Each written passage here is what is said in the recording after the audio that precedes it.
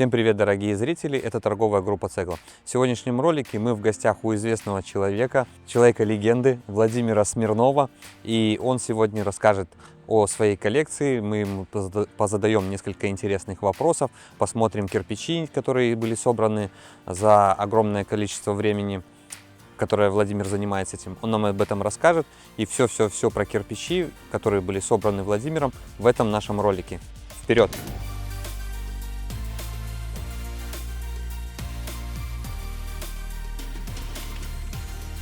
Вы расположили коллекцию у себя на участке, и давайте немножко расскажем нашим зрителям о кирпичах, которые у вас здесь есть.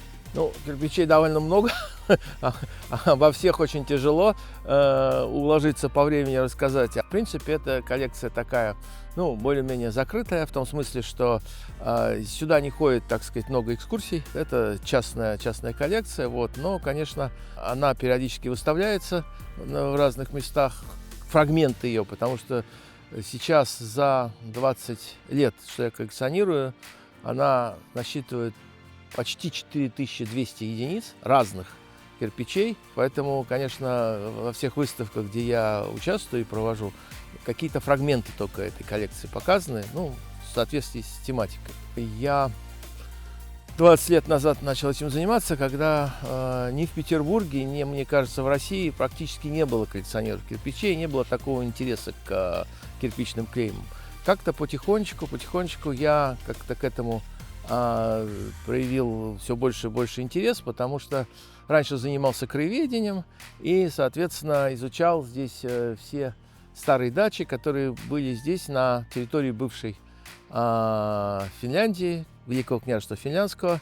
Вот. И однажды, когда у меня была в руках карта 1913 года с планом вот этой местности, вот, я нашел на руинах одной из старых дач кирпич с клеймом ГЛ. Вот. Я очень удивился, что на кирпиче что-то написано, вообще что-то может быть написано. Вот. Стал интересоваться, что это такое.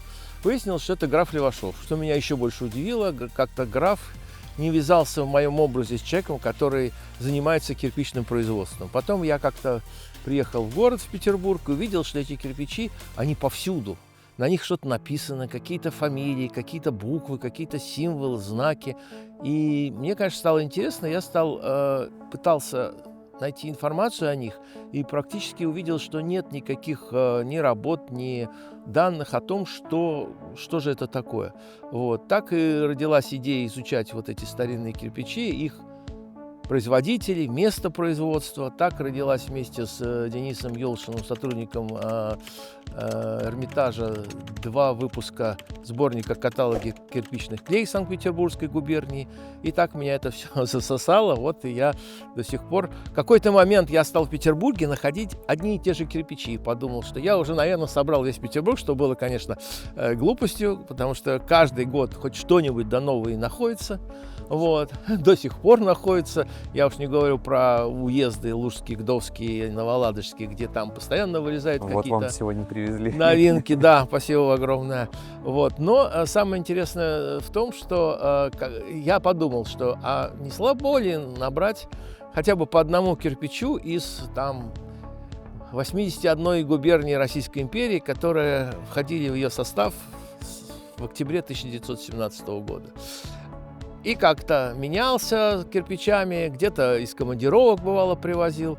В общем, так и получилось, что сейчас 72 губернии из 81 у меня, в общем, закрыты. И я считаю, что это очень неплохой результат. Слушайте, интересно, а в каких губерниях у вас нету кирпичей? Есть мелкие губернии там в Забайкалье, есть несколько губерний в Великом княжестве Польском, потому что оно входило в состав Российской империи, как и Великое княжество Финляндское. Я вам привозил. Вот. Некоторые есть, некоторых нет. Там Ломжинской, по-моему, губернии нет. Я так на память не помню. В общем, ну, каких-то нету, да. Но понимаете, в чем дело? Я говорил по одной, а потом по одной, а потом давай меняться, а потом коллекционеры из разных мест появились, и человек из Терской области, где какое-то немеренное количество кирпичей, начал мне слать просто десятками их в обмен. так сказать, потому что ему интересны петербургские. А почему многим интересны петербургские? Потому что большинство, ну, практически 99, да, и, наверное, больше процентов клейм в петербургских кирпичах на постели. То есть на самой широкой грани кирпича. Вот. Конечно, они выигрышные, потому что ими можно там декорировать всякие арт-пространства, там лофты, там, не знаю, стеночки выкладывать, да. У московских клеем, там, не знаю, саратовских, например, клеймо на тычке – это самая маленькая грань кирпича, да. И какие-то там плохо различимые буковки, а Петербургская губерния – это, так сказать, ну, как столица, видимо, так сказать, это наиболее красивые, я бы сказал, клейма. Поэтому мы обращаемся сейчас к нашим зрителям. Если вы смотрите сейчас нас, нам нужны кирпичи из ваших регионов. Присылайте Владимиру на почту. Возможно, его заинтересуют для пополнения коллекции, потому что это самый большой коллекционер в России, который ведет это дело. И коллекция, несмотря на то, что она закрыта для посетителей, вся его коллекция в интернете в доступе и видна. Со временем сайт обновляется, и мы про сайт поговорим дальше. Но вот хотелось, чтобы вы нам помогли наполнять и дальше популяризовать эту всю тему. Я еще хотел бы добавить, что коллекционеров кирпичей сейчас достаточно много. Интерес возник, и составляются какие-то локальные даже каталоги для каких-то губерний. Много исследователей, которые изучают и окрестные губернии с Петербургом. Это и Ланецкая, и Новгородская, и Псковская, и так далее, и тому, Архангельская и тому подобное. Просто не так много коллекционеров кирпичей в России, которые собирают все. Ну, вот Да, как я. да. Вот. Вот у вас коллекция есть со всего даже Мира. мира, да, не Мира. то чтобы это все. Вот, значит, есть в Ростове-на-Дону Борис коллекционер Васильевич. Борис Васильевич Талпа, да, вот. И, в принципе, как бы все в основном собирают свой регион. Ну, это очевидно, это понятно, потому что, на самом деле, как бы и свой-то регион собрать и все изучить, это тоже большое, на самом деле, дело и интересно. Но вот, тем не менее... Или это начинают с этого. как я, да. Как и я, да. Но мне еще повезло в том смысле, что Петербург – это же торговый центр, это столица Российской империи. Сколько здесь кирпичей иностранных, можно потом про них посмотреть и поговорить. И это не то, что я там каждый там год ездил в Англию, в Швецию, там, не знаю, в Данию и набирал там кирпичи. Нет, нет, они все здесь были, все в центре Петербурга приехали по морю. Да. Владимир, вот давайте проговорим про ваши выставки. Часто ли вы в них участвуете? Это вот, я так понимаю, на этой выставке сегодня это вы организатор. Расскажите, какую цель вот этой выставки вы преследуете? Ну, у меня были несколько выставок таких небольших, очень таких, как бы это сказать, целенаправленных, да, потому что любая выставка должна иметь какую-то, в общем, ограниченную определенную тематику, чтобы она хорошо воспринималась. У нас были выставки в творческом объединении «Марс» с усадебными заводами, где я представлял кирпичи усадебных заводов с подробной информацией о каждой из них, потому что усадебные заводы редко клеймили кирпичи, и это были некоторые такие специфические, так скажем, клейма из Санкт-Петербургской губернии. В Новоладожском уезде у меня была небольшая выставка по кирпичам, именно Новоладожского уезда, поэтому тоже это было довольно, так скажем, интересно. Ну и здесь, так скажем, я думаю, что это максимально такое привлекательное место для туристов, чтобы показать все многообразие клейм Российской империи, потому что сюда приезжают туристы со всех уголков России, и чтобы, и не только, может быть, России, и чтобы увидеть все многообразие клейм разных губерний и разных заводов, которые производили кирпичи, как они менялись во времени, как они трансформировались в зависимости от способа производства. Вот это все я хотел здесь продемонстрировать. Значит, вот у вас, получается, общественная деятельность ведется в виде выставок, и вы же занимаетесь своим сайтом. Сами его ведете, сами наполняете, сами фотографируете и сами пишете статьи. Да, значит, сайт я поддерживаю, может быть, он недостаточно как бы современно сделан, но главная его идея не в том, чтобы там сделать его там какой-то очень красивым и таким современным, а главное, чтобы насытить его максимально возможной информацией, которой я обладаю по поводу того или иного кирпичного завода. Если вы заметите, у меня на сайте они все распределены по губерниям, да, и внутри губерний, значит, все мои находки, по возможности, если я знаю, они описаны иногда с разными версиями, потому что не до конца еще известно, чьи заводы это точно. кому принадлежали.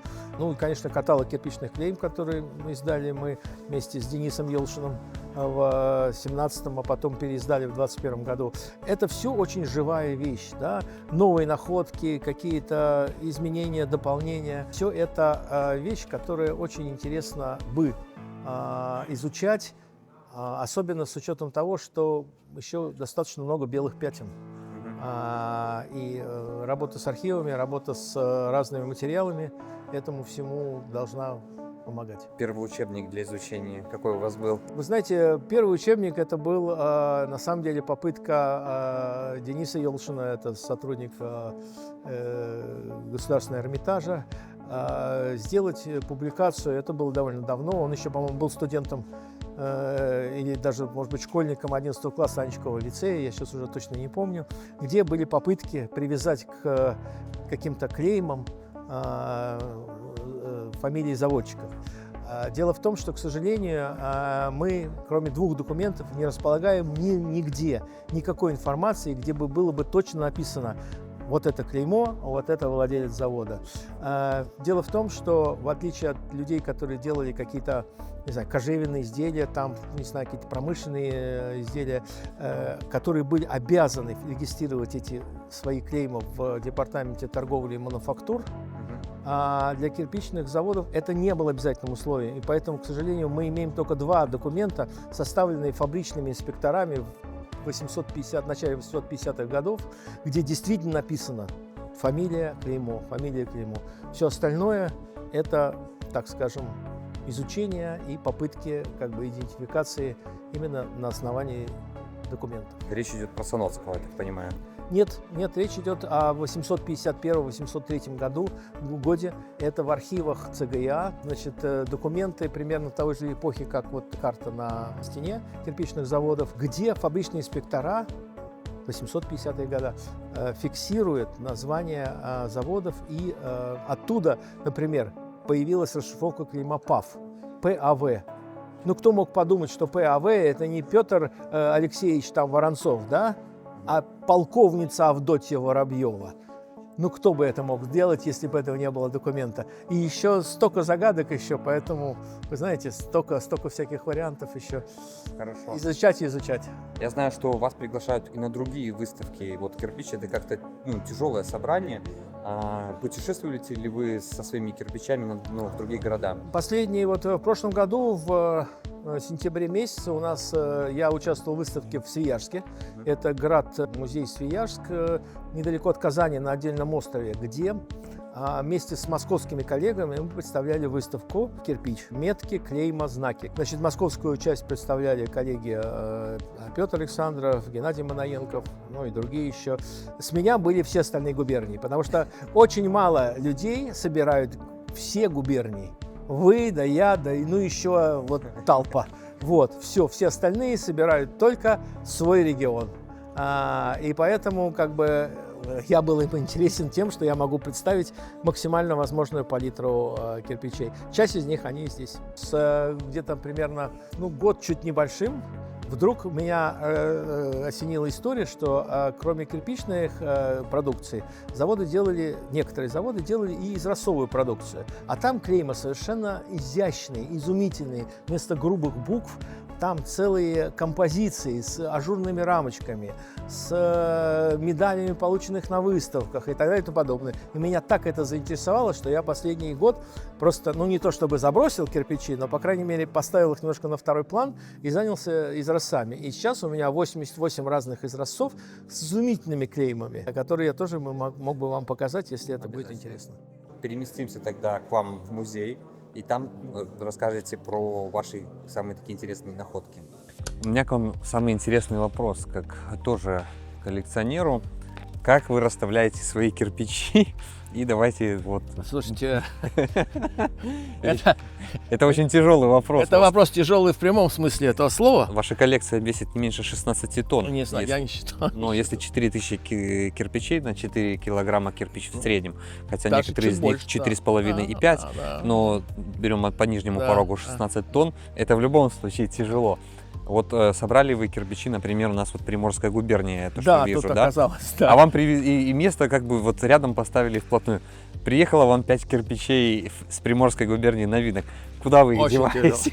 Очень тяжело, понимаете, это не марки, это не клиссер, где ты взял марку, переставил, поставил, а это переложил. Хотя я как коллекционер марок, раньше у меня довольно много хорошей коллекции была марок, сейчас я немножко от этого отошел. И то переставлять даже марки — это целая история, да, Ну да, потому да. что они должны быть в хронологическом порядке поставлены, ну, так сказать, и так далее.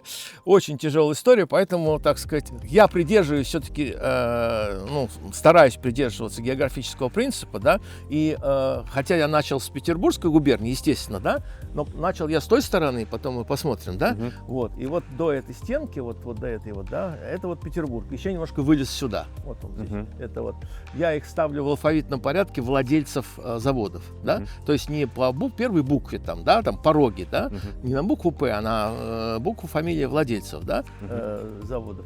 Вот до сих пор. Здесь же я заполнял потихонечку из разных губерний, да, и так получилось, что с края оказалась, значит, Приморская губерния. Вот. сама А рядом дальняя. стоит, например, область войска Донского.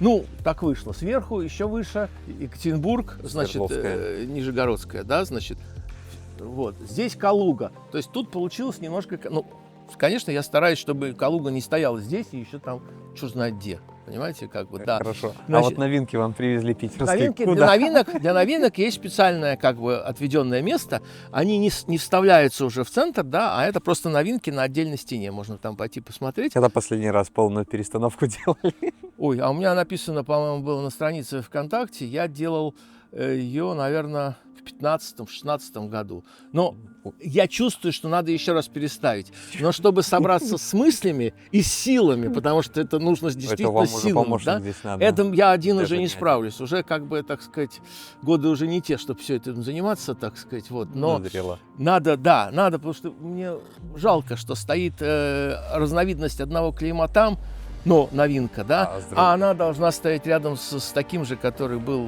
вот, ну, что делать? Это тут, к сожалению, ничего не делать. Поэтому новичкам в коллекционировании, когда вы будете планировать свой музей, и если коллекция будет Надо расширяться, расширять. всегда оставляйте свободные лоты для будущих экземпляров, чтобы не пришлось подвигать соседей, потому что я столкнулся с тем же самым, мне пришлось там 700 кирпичей 2 раза передвигать Не, по полкам. это убийство. Тем более, что...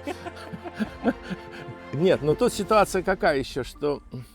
на самом деле, конечно, лучше бы, как у коллекционера у нас Владимира Красильникова, построить для них отдельное какое-то помещение, да, там, Да. чтобы они там особенно, там, не снег не особенно, хотя на них здесь не падает снег, особенно под козырьком.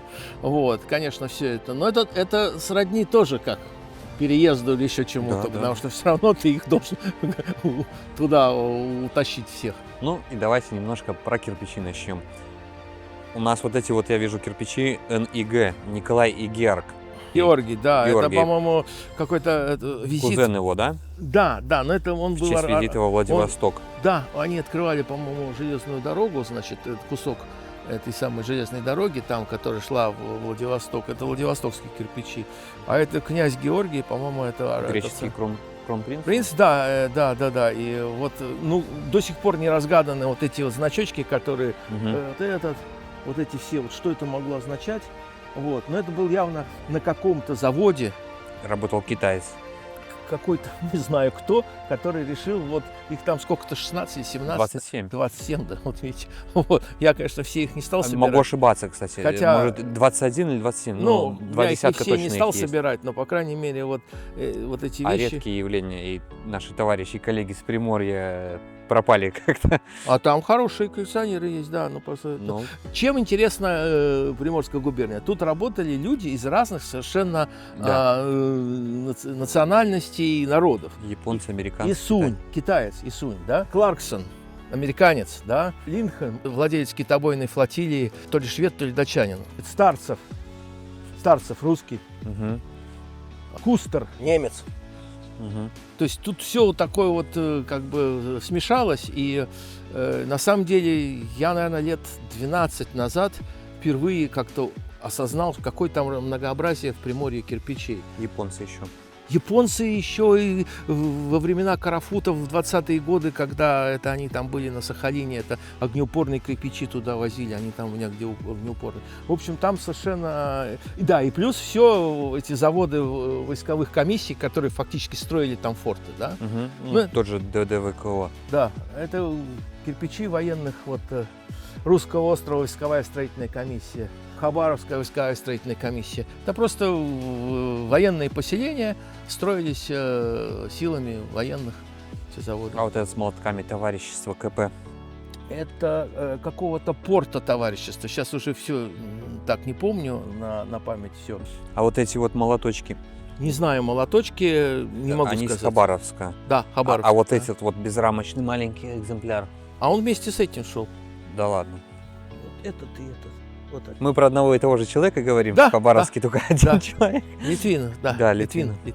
Звезды оттуда. А вот эта вот восьмиконечная звезда тоже хабаровская? Да. А они как вифлеемские звезды, да, они именуются? 8 нет. А какие?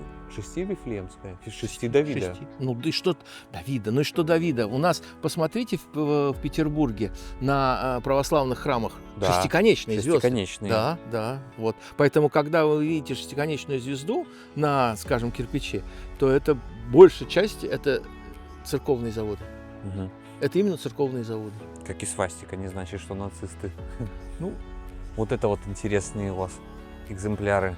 это все Густомесов. Екатеринбург, да, это вот Екатеринбург, Давыдов. Пермская губерния, да, Да, называлась? Пермская Мгм. губерния. Вот это совсем такие вот, ну как бы сказать, очень кустарные клейма, вырезанные, видите?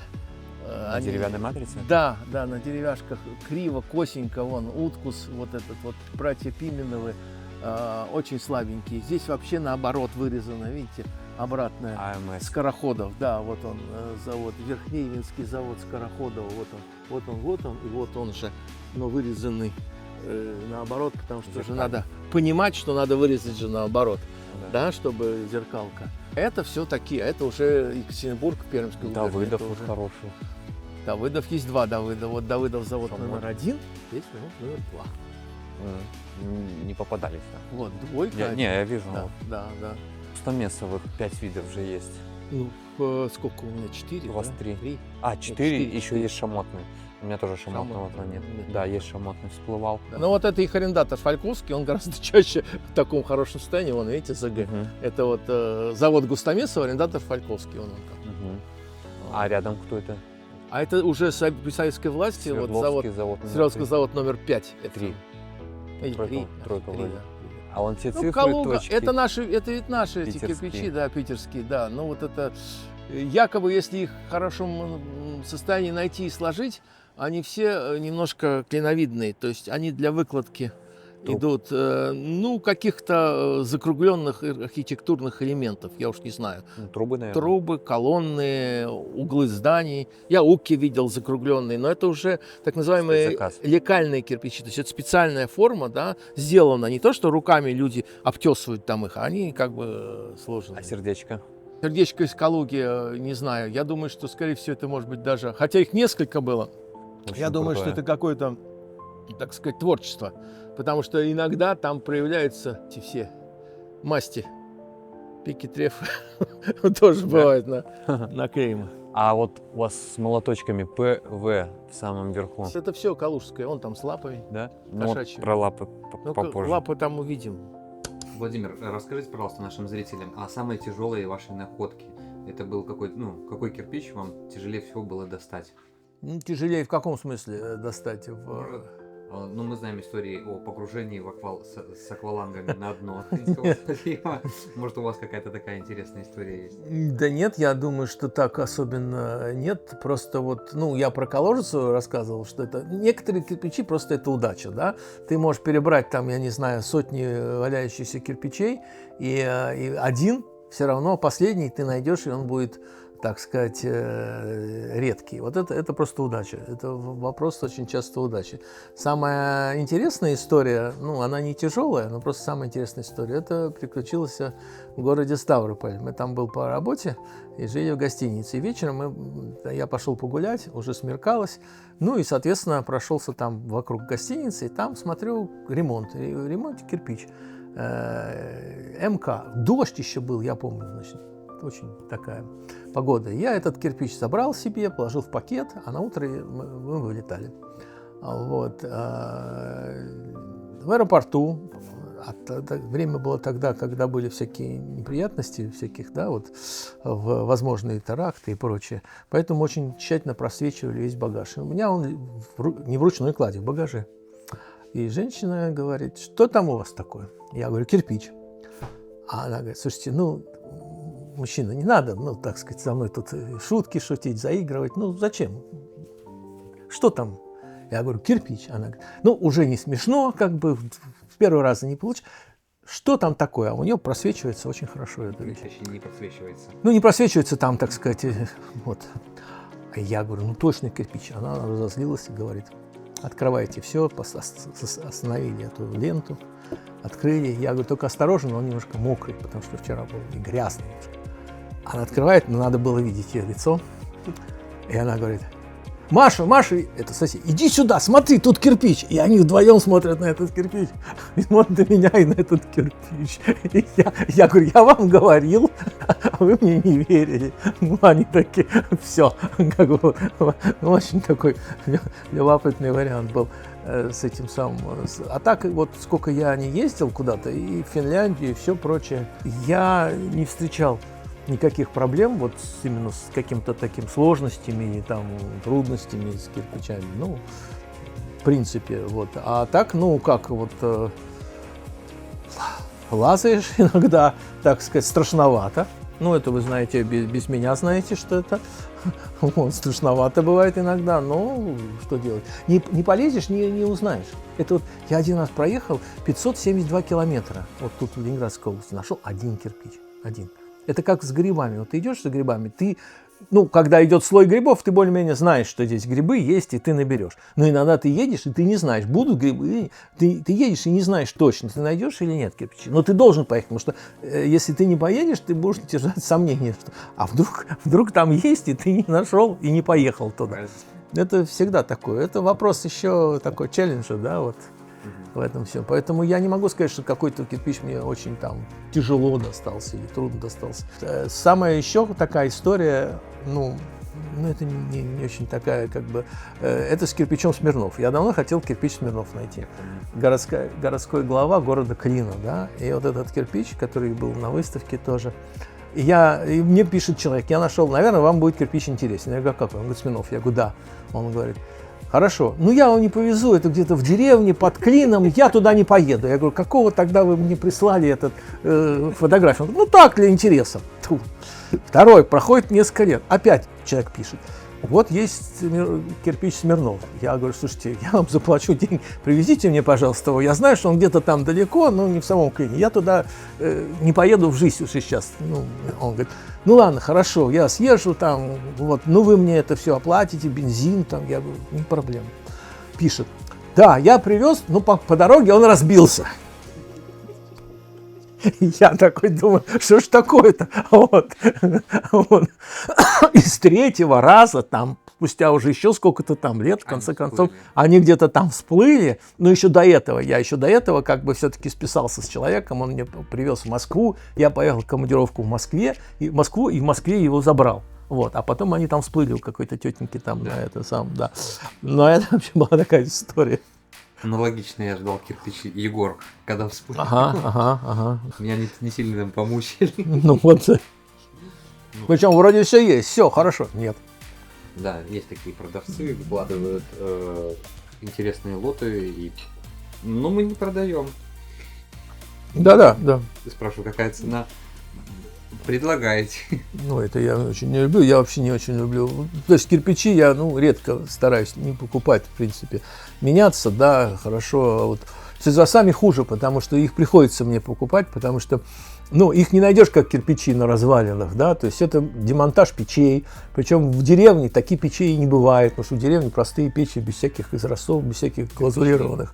Да, поэтому в основном это какие-то города, в которых туда привозили, и это демонтаж в связи с не знаю, там, каким-нибудь расселением квартир, там, или еще чем-то, поэтому они все всплывают в основном, ну, редко кто появляется вот там просто так, да, то есть их там не поедешь, не поищешь. Ну да, усадьба, да, где-то только есть. Вот это область войска Донского, вот эти вот кирпичи, вот это все, вот это вот идет, да? Вот. Про Баронова расскажете что-нибудь? На самом деле там все, это в основном армяне. Это в основном производство Нахичевань-на-Дону, так что это не Баронов, это Баронян. Его фамилия Баронян, они все Аллахвердов, Аллахвердян, это же все армяне, которые туда переселились, которых, так сказать, от турков бежали. Ростов-на-Дону, да, вот сейчас, это один город, да, там вот такая вот совершенно, ну, как в обычном российском городе, какая-то сеть улиц. И вдруг, как на Васильевском острове Петроградской страны, вдруг линии, и вдруг кусочек города абсолютно такой, ну, планировкой регулярной. Вот это был раньше город, который назывался Нахичевань-на-Дону.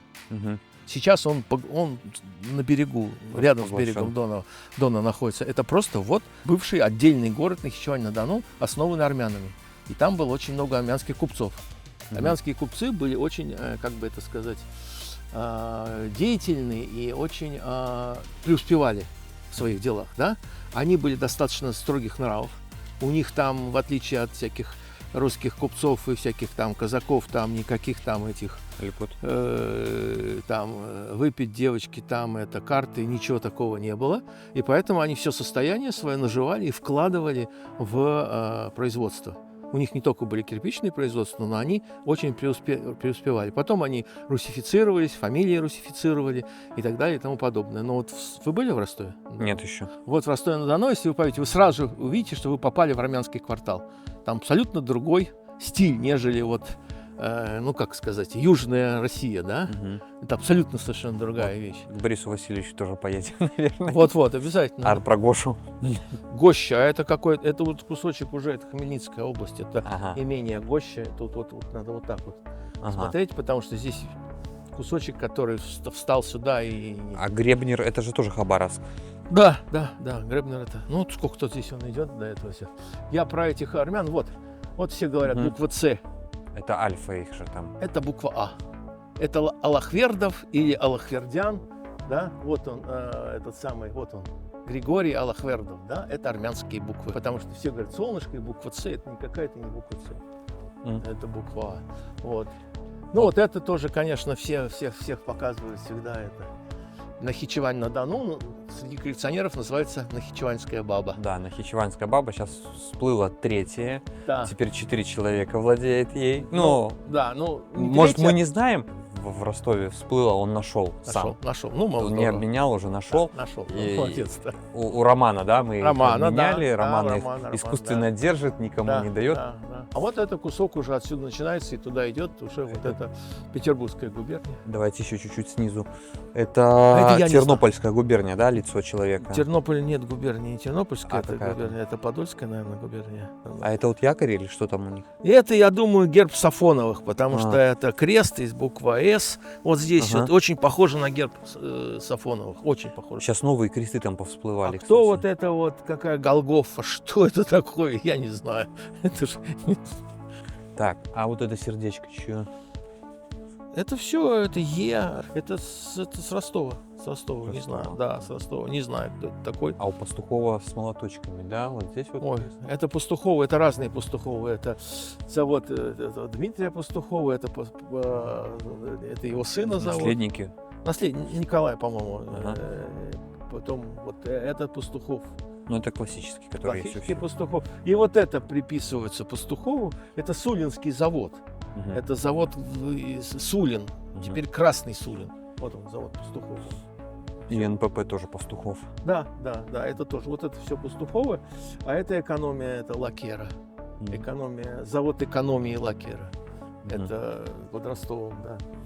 И итальянцы, да, Таганрога. Ну, это просто сюда, у меня нет больше итальянских кирпичей, но поскольку его нашли на Азове, да, то кому-то было не лень привезти и заказать партию кирпичей, да, Джузеппе Куради Да. из Ливорно по воде и построить там какой-то дом и амбар. Все, больше там ничего нет. Причем пальчики вон. Как плинфа. Да.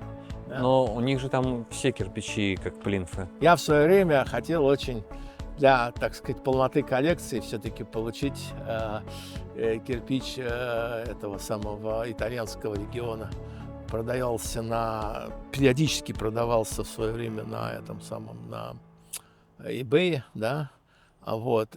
Очень много кирпичей.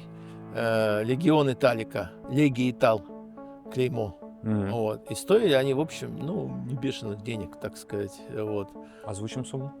Ну, в общем, не такая вещь, которая, когда сейчас я вижу на каком-нибудь Авито какие-нибудь кирпичи российские продаются за там 25 тысяч, да, мне смешно, вот, потому Да. что, в общем, регион Италика был, в общем, не так далеко по цене от этого, да, а вы сравните, так сказать, значимость этих вещей.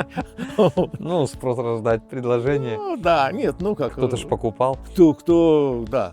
Ну, мы Знаете, каждая знаем, вещь кто стоит столько. покупал. Да, каждая вещь стоит столько, сколько нее за нее готовы дать. Поэтому что уж говорить. Якоря. В Петербурге несколько видов якорей Да. губерний. Это вот Гдовский Это и Гдовский. Лужский, я так понимаю. Да, Лужский и Гдовский, да. Мгм. Мне кажется, что здесь кабанчик или поросенок ну, Потоптался. копытца, да. Поэтому я его оставил. Это такой же, как нижний, но просто очень четкие небольшие копытца видны. Я поэтому и оставил. Ну, есть еще и Елисеевский якорь-то. Да. Да. Ну, просто это как казенные заводы здесь стоят, да. Вот эти вот все. Ропшинский завод, Знаменский завод, Оренбург. Почему вы Орлов отнесли от этих Орлов? Расскажите разницу. Сенский Здесь- механический от А здесь казенного. они стоят на Федорова, да? Потому что, видите, написано, они стоят вместе с НФГЯ и вторым этим Ятисем, да? Мгм. Значит, есть такая версия, да, что, во-первых, вот эти вот два приятеля, значит, как они уж, я не знаю, познакомились, отставной, по-моему, поручик, что ли. В общем, какой-то Николай Федоров и британский подданный Гаспер Ятись. Мгм. Ну, на самом деле, он, наверное, Йейтс, а не Ятись, если по-английски, да, но в русской транскрипции. Они в середине 50-х годов получили привилегию, Мгм. в начале 50-х годов, на кирпичеделательную машину какую-то специальную, да. Мгм. Есть сборник привилегий, и там они эти привилегии зафиксировали. И, скорее всего, вот казенное ведомство поручило им сделать пробную партию на своей машине. Или они использовали эту машину, да, для этих вещей. И поэтому тот же самый «Орел», как и на казенном заводе, только по краю они пустили, видите, надпись «Вознесенский механический завод НФ и ГЯ». Николай Федоров и Гаспер Ятись. Вот они пустили. Мгм. Кстати говоря, в очень хорошем состоянии. И эту партию, Отлично. да, и они эту партию, а с той стороны, видите, написано «Привилегия 1850 года». На самом деле не 50-го, там, по-моему, чуть позже, но неважно. Вот. И вот эти кирпичи, в основном, видимо, эту партию пустили в Кронштадт, потому что они там на фортах Кронштадта встречаются. Подряд вот эти. был. Возможно. Но то ли дело дальше не пошло, то ли еще что ли это... Нет данных, купили казенные заводы у них эту машину или нет, мы не знаем. Мгм. Вот. Но, по крайней мере, вот эта партия очень ограниченная. Партия была выпущена, ну и это некий коллекционный раритет, я бы Ну, сказал. тоже, да. Да, До особенно- 25 тысяч даже Ну, я доходил. не знаю. Я вам говорю. Ну, Хорошо. Поэтому они на F стоят, у меня на Федорова стоят. Я понял.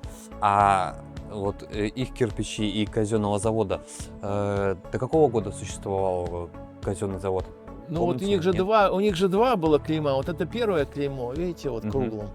Тоже, кстати говоря, хорошее довольно качество. Видите? Очень. Георгий Победоносец, как хорошо Вы там виден. сам, наверное, самый лучший, который я Ну, видел вживую. Да, казенного завода там поперек Ну, написано. надпись... Да.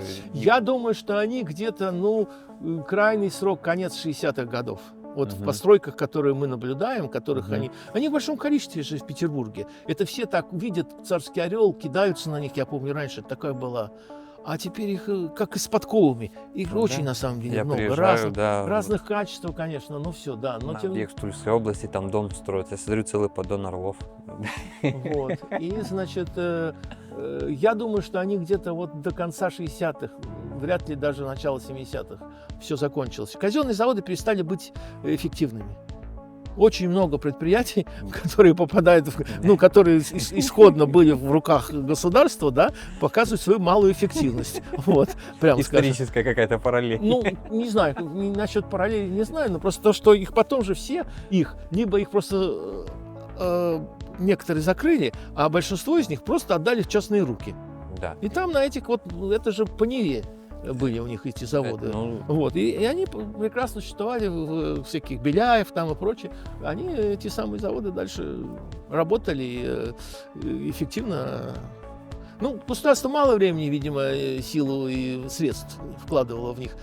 Там же есть рапорты о том, что были на заводе казенном все в запустении, сараи обрушились и все такое, мало внимания. А частные предприниматели, он вкладывает деньги, Да. он зарабатывает на этом. создают условия. Ну и условия, да, там специальные условия, ты же должен построить общежитие для рабочих, баню обязательно, На сезон. иметь санитарного фельдшера рядом. Это же все, вот когда вы почитаете, какие условия нужны для того, чтобы функционировал завод, там очень много социалки.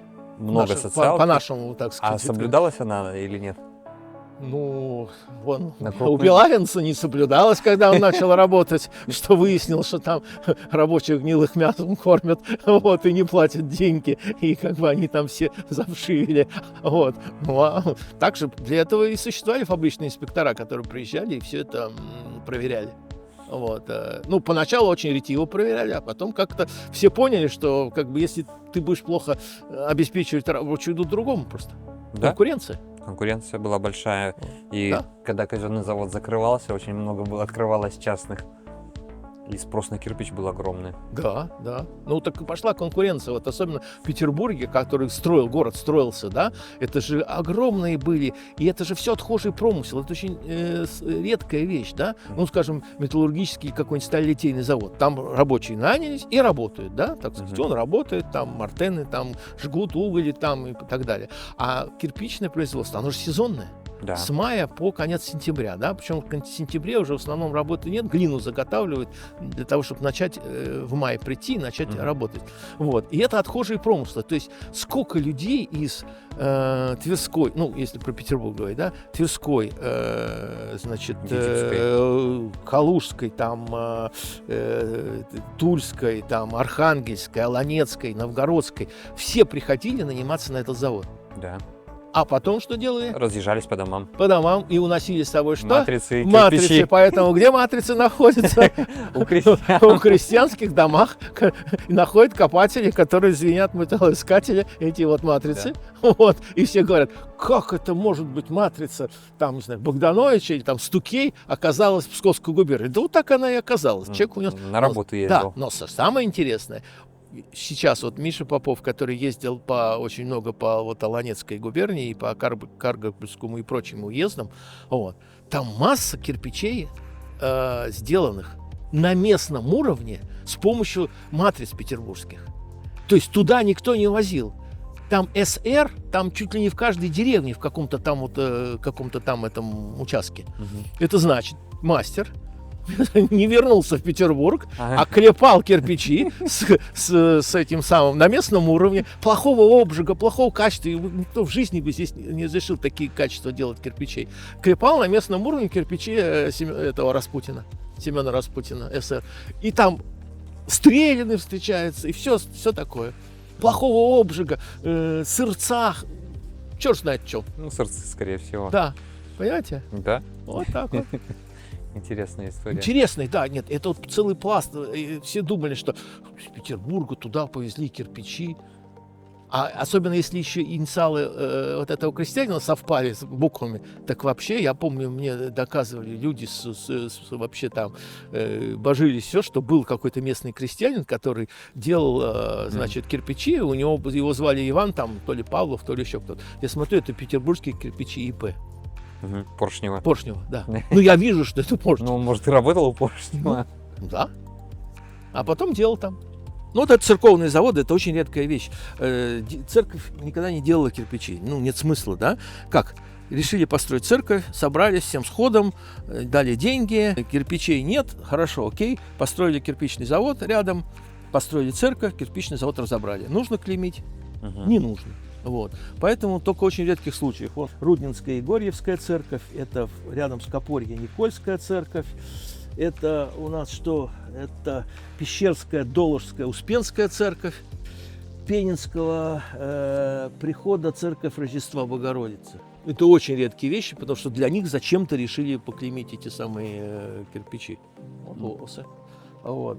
Поэтому, в принципе, еще в церквях могут быть клейменные кирпичи, когда купец, ну, они же жертвовали. Закладывал что-то. Нет, купцы жертвовали на строительство церкви. Кто-то жертвовал там на иконостас, кто-то жертвовал на кровлю, кто-то жертвовал на колокола, кто-то жертвовал на строительство. Как? А как строительство? Купил кирпичи и туда привезли. Так, а вот это вот? А это вот дурак, да. Ну, это вот народное творчество. Человек уже просто так неинтересно ничего написать, да? Ему надо либо из 3 букв, это, ну, как в лифте. Фантазия это не очень великая, верно? Вот. Ну, кто-то решил как бы увековечить, может быть, себя, я не знаю, вот, такими буквами. Прекрасно. Это из Печоры. Из Эстонии? А, из Печор. Печоры, да. Так, вот здесь я боюсь, что мы сейчас не дойдем, потому что тут осы. Это вот часть Петербургской губернии здесь стоит. Там просто осы, вон я их начал травить, но они здесь. Мы себя пошлем. Нет, хотите, заходите, но просто я... Они же не кусаются. Вы будете проверять? Да. Молоточек. Ну, это молоточек, это вопрос, на самом деле. Это еще большой вопрос. Молоточек это ли от клейм на кирпиче, либо это молоточек клейм лесничего, да? Потому что очень похожие клеймы ставили на торцы этого самого дерева, да. Поэтому тут это questionable, что называется, это вопрос. Но вот что касается матриц, вот это точно так же штампель, да? Вот он. Ну, это было на выставке, мне кажется, вы видели. Тоже вот с утраченным этим самым. А вот эта матрица, это... Ну, узнаете, что это за матрица? Нет, ну вообще, какая губерния, сразу же. Это на на Пензенскую что-то похоже. Ну, естественно, Пенза. У них у всех, у Пензы, как я называю, фотографические картинки, да? Ведь когда вы складываете в альбом фотографии, раньше 4 вот этих уголочка, вы туда вставляли фотографии. Вот у них, вот она. Есть там кирпич такой же.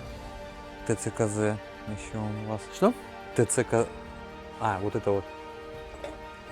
Ну, это тоже была на выставке. Товарищ А есть этот кирпич тут где-то рядом? Ну, там наверху. Не достанет, да? Наверху там. Ну, а на выставке же было это фотографировано. Я хотел приложить.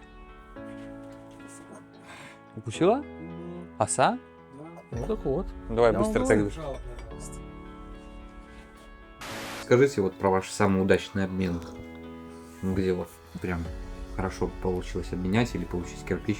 На первых порах, вот, да, вот когда еще вот, ну, как сказать, только появлялись коллекционеры кирпичей. Это какие года, давайте уточним. Давайте, да, значит, ну это... Увлеклись лет 10 назад. Ну, да, это, да, вот где-то, наверное, вот в районе там 10, ну вот где-то 2010-2015 год, вот вдруг начали появляться, ну, по крайней мере, контакты у меня начали появляться с разными коллекционерами кирпичей из разных мест в России. Там находились какие-то кирпичи, мне нужны они были для коллекции, потому что у меня эта губерния была не закрыта. Там даже и буковки какие-то были, неважно. Бывали и, ну, редко очень какие-то фамилии, но в основном это были какие-то...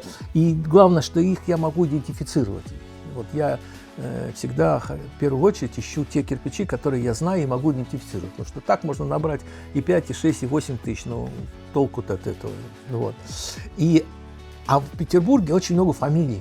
Причем есть фамилии кирпичей, которых, ну, их тут море, да, не знаю, Тырлов, Стрелин, там, я не знаю, там, Поршнев, Беляев, там, да. Для нас это кирпичи, которые, ну, практически никакой ценности не имеют, даже никакого, не знаю, там, эквивалента, там, даже 100 рублей-то не имеют, да. А людям страшно нравились фамилии, там, особенно если какая-нибудь фамилия, там, не знаю, там, клеймо, например, Эдуард там, да, или фамилия Хиль там, да, вот человек хочет взять Эдуард Хиль, 2 кирпича. И за эти кирпичи по меркам Петербурга совсем таким, как Любомир говорит, попсовым, да, как бы люди давали по 5, по 6 кирпичей разных там из мест, да. Вот это, я считаю, уже удачный трейд, да, то есть, когда люди еще не знали, да, насколько это все здесь, вот, а уж подковы, господи, подковы это было там, все что угодно за эту подкову можно было поменять. Подкову завод работал, выпускал по 4 миллиона в год кирпичей. Работал лет 10, наверное, да, с 897 по 17, да. Значит, даже почти 20. Сколько он кирпичей произвел? Но подкова, это же такая красивая картинка. Тоже 1 к 5 менял. Вот, да. Вот я в этом смысле называю удачный. Вот это вот был момент такой. Здесь, знаете, какая удача? Протащить через пару границ, довести на форум, и у тебя его отбирают с руками, и ты думаешь, наверное, мало за него предложил таксу, должен выйти. Ну да, это же надо обратно потом везти. Ты провез 1, а поменял на 10. Тебе же 10 надо везти. Нет, проблема в другом. Вывозить можно, и мы возили там через несколько границ, но самая такая популярная наш ход — это белорусско-польская граница. Вот, и из Беларуси их легко вывести. Поляки достаточно лояльно смотрят, что везешь, вези. Вот. Назад можно вывозить из Польши, а дальше плати. За вес, да? За вес, да. И 1 кирпич там, это австро-венгерский формат 5 килограмм, на $4 за килограмм, вот все 20 евро. А 1 кирпич, ладно, 2. А когда их уже поддон накатилось. Вот ты думаешь, 1 на 10 менять или не менять, да? Сколько это будет? Тяжелый обмен. Стоит, да. Вот, и у нас там в гараже прям беда. Их много, они все красивые. Я их в руках вот вожу. Причем австро-венгерский формат, он такой тяжелый. И там челночники еще есть, возят, Только им тоже деньги надо платить же. Бесплатно там никто не будет. Вот. Не знаю, что это такое, до сих пор пока непонятно. Здесь корона сверху, здесь молотки, ВН. Я нашел его в единственном экземпляре давным-давно, недалеко от Александровской лавры, там в какой там переулок, конный переулок, кажется. Просто лежал. Сейчас вот всплыли они.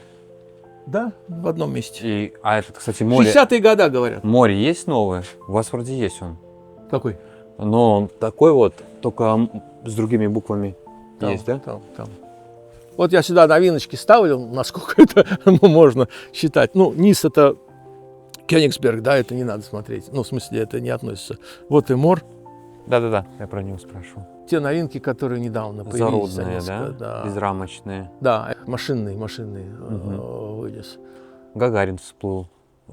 В прошлом году он всплыл или в этом? В прошлом. Новинка.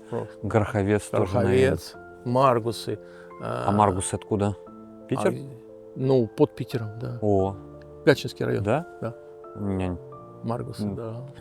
Вот он. Там всего 1-2 номера. Гречишкин, как ты фамилию нашел. Причем в Маргусах все перелопатили. Нет этого кирпича Маргусы. А рядом в деревне нашли. ГФГ. Это Бобруйский, наверное, кирпич? Да, здесь вот эти вот. Вот этот кусочек, это вот залез от белорусов. Он интересный кирпич из Гдовского уезда. Что такое буква Т, это под вопросом. Но просто посмотрите, как он лежал в ящике. И рельеф дерева. Просто повторил, да, когда ящик плохо обработанный, то он просто, да, и он просто вот повторил. А это у нас кто-то там наступил, я не знаю, птичка, да? Курица какая-то, там, он на Кубани, где Кубанская область, у меня там куча, кто только не наступал на них там. Еда гуляет, да? Вот. Да. Как Южная губерния, там какие-нибудь поросята, эти самые утки, там, не знаю, гуси, кто там еще. Как петербургские, там собаки, кошки. А вот этот волк, это у них там не один экземпляр. Где? Что? Вот это вот лапа. Ну, это там легенды всякие, это же, ну, оттуда Что они клеймили. вниз, это уже этот самый, Восточная- Восточная Пруссия, да. Да, там всякие легенды, что волчица охраняла город от тевтонских рыцарей, ходила, била лапой по камням, а на камнях оставались эти самые отпечатки, тут все начинается история. Я не знаю, это вот собака раз и два наступила. Ну, это Пойдемте уже- в Москву посмотрим тогда. Все началось-то все-таки, ну, помимо Римского легиона, все-таки с Москвы все началось. Ну да. Вот. Вот видите, Москва, вот этот кусок Москвы, да, вот он здесь. Вот тычки, да, вот тычки, вот это вот, да. 16-17 век. И эти самые Ложки. ложки, да, ложки. Причем интересно, что кто-то не поленился из московских коллекционеров, да, нашел и перебрал палет с кирпичами, который был стоял, значит, перед ну, каким-то там зданием, которое разбирали, да, Челноков. Очень распространенный. Да. Очень распространенный. Так он посчитал, практически совпало 50% клейм, а 50 без. То есть человек, видимо, шел, и каждый второй, может, они там елочкой стояли, я не знаю, с одной стороны, где удобно было, бил вот этого Челнокова. Мгм. И это начало 20 века. М. О каком, так сказать, на каждом кирпиче должно быть клеймо? Ну, если они 50%? там бьют Да. вручную. Да, да. Тут единорог так называемый. Нет, единорога у меня нет. Нет? Это, по-моему, Не это поделились да, ну, я все гены прошу. Это это хамовнические А. заводы. Это Даниловские заводы, это хамовнические заводы. Вот они по кусочкам, да. Всплыл в хорошем качестве. Да, я видел.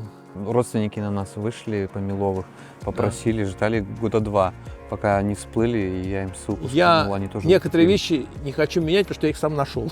Ну, это да. Особенно первые кирпичи петербургские, кривые, косые, я их так и оставил, потому что... Оказалось, родственники Шапошников и Челноков. Челноков, да. Да, они там откопали. А я память. видел последний пост, по-моему. Да. Амир да. или кто-то писал. Он звонил прям, говорит, ура, сенсация. Да, да. Вот за этим тоже ездил на мельницу, не нашел ни одного.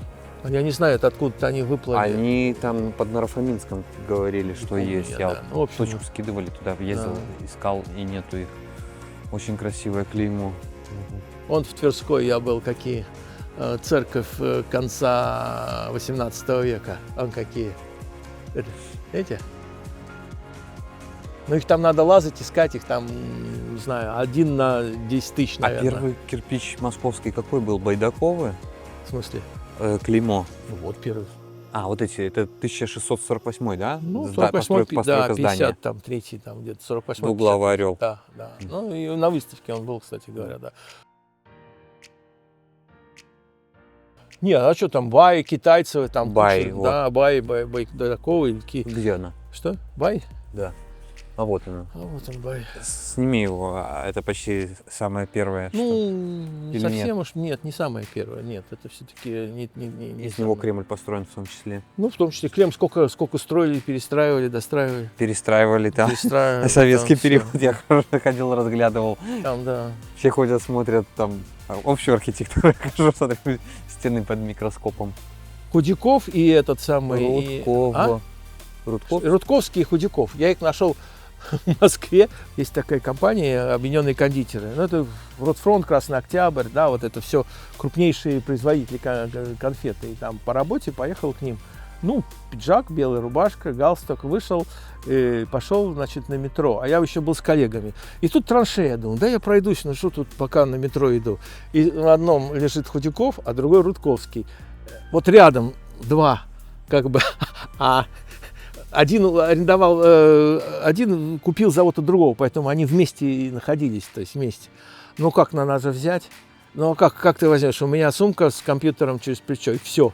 Как бы побежал, тут какой-то ларек, в ларьке купил, значит, этот пакет, там какой-то в овощном, бежал обратно, боялся, что их куда-нибудь утащат. Засыплю же, тащат. Люди смотрят, человек в таком достаточно прилично, увидев траншеи, значит, их там ковыряет эти. А я еще, может, еще есть? Там же какие-то другие еще были. В общем, спачкался.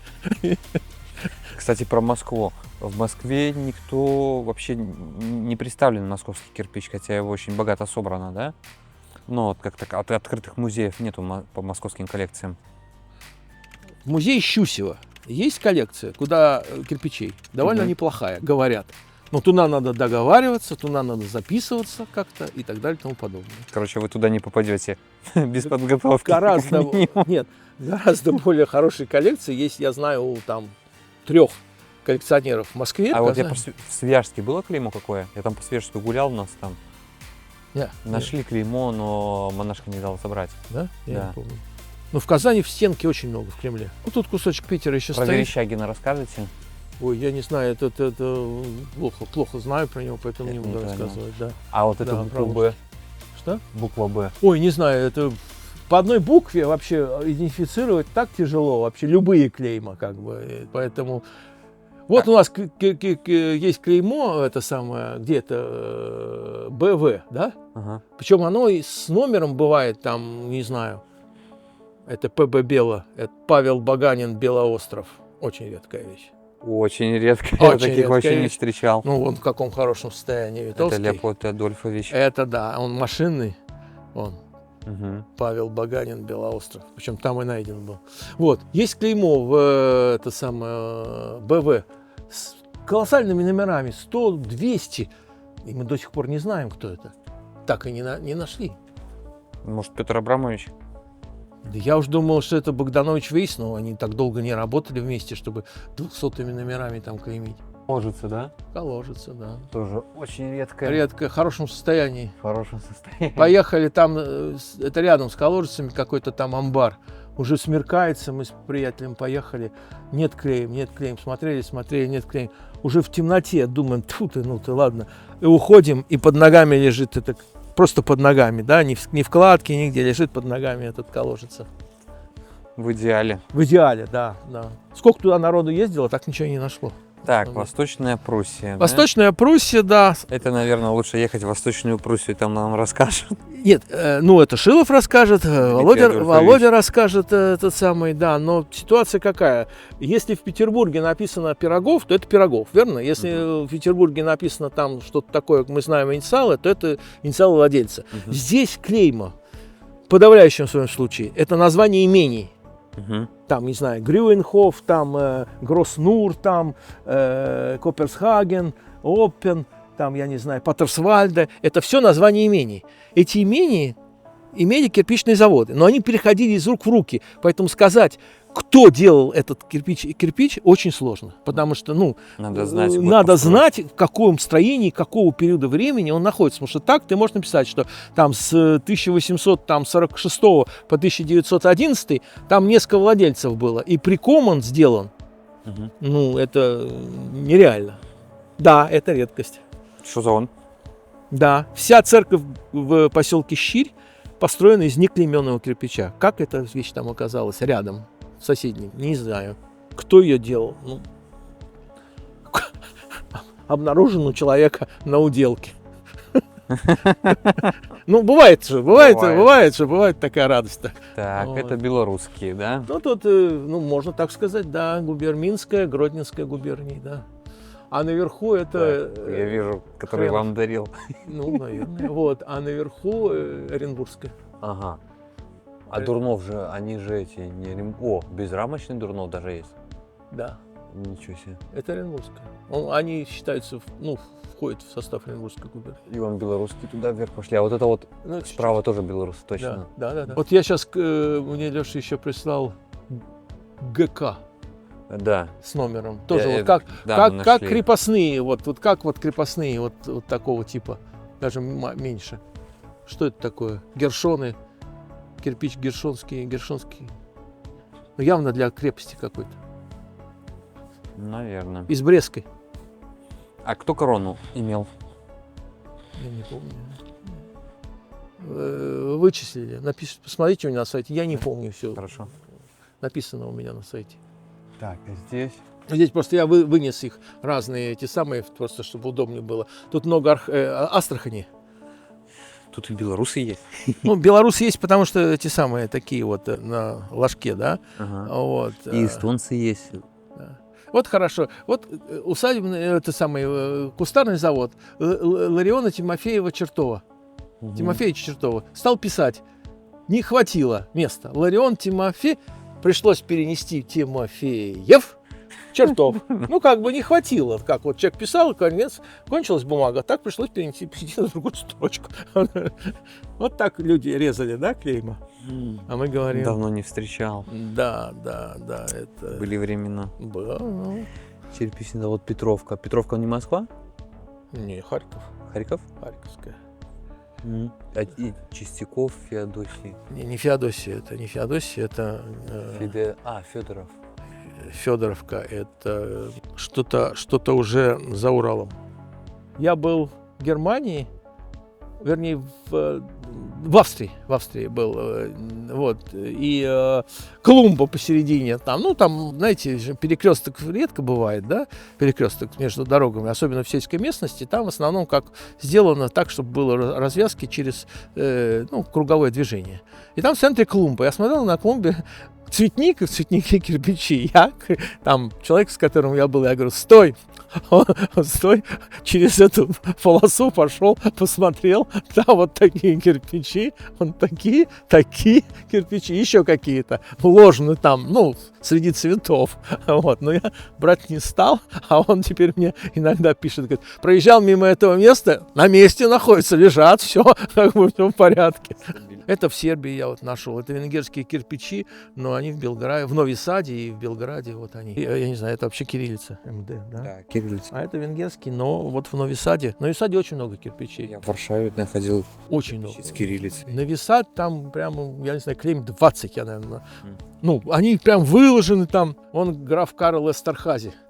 1840 год. Знаете, чем он знаменит? Пирогом. Пирогом. Он первым издал книгу рецептов. Первая официальная книга рецептов, где все не там, которые бабушки передавали по наследству записочки, да, свои, которые, как они делали, да, а он решил, что нужно издать полное, так сказать, собранием, да, такой сборничек разных рецептов. Вот, и вот, ну, Эстерхази, помимо всего прочего, известная фамилия, но вот он как бы, вроде как первый сборник кулинарных рецептов, считается, что это вот он был, издал. У нас белые кирпичи. Это светлая глина, это Киев. Очень легко их по ним различить, потому что они мягкие, там можно при желании он это. Пусть из них и каленые, нормальные.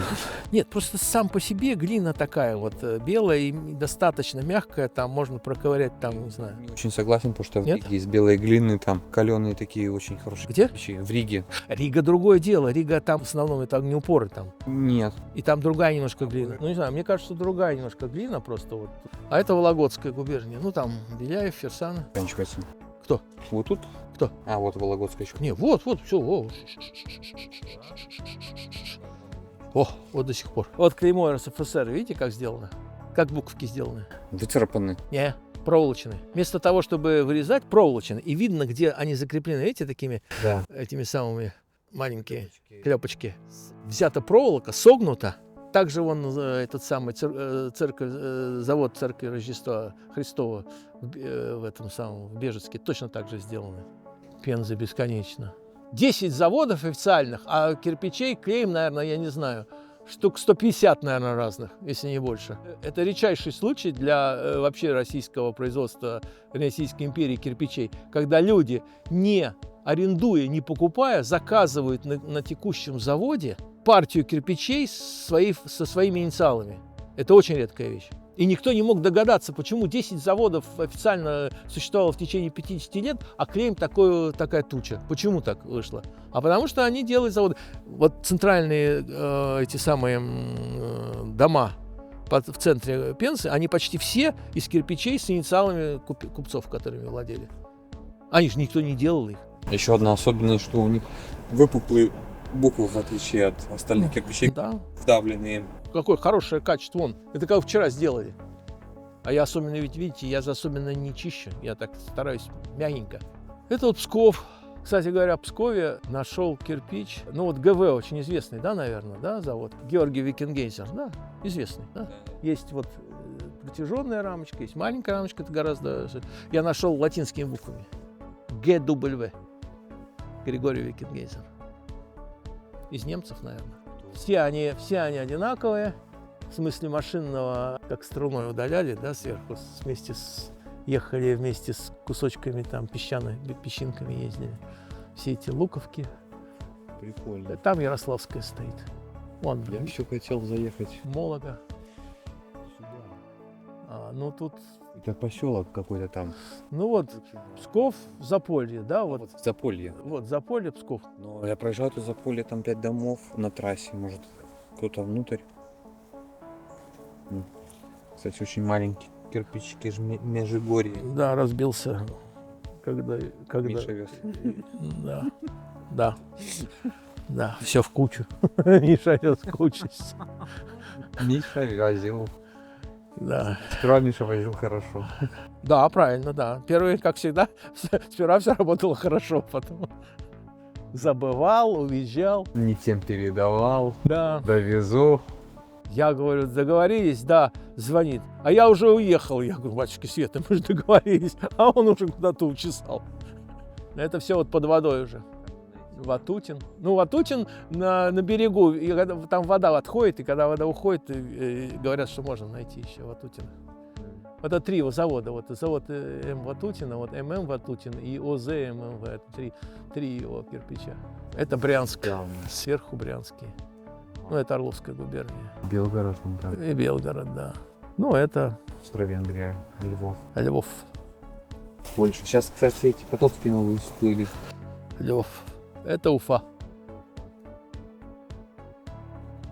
Пойдемте огнеупор, посмотрим еще. Кубань на задворках.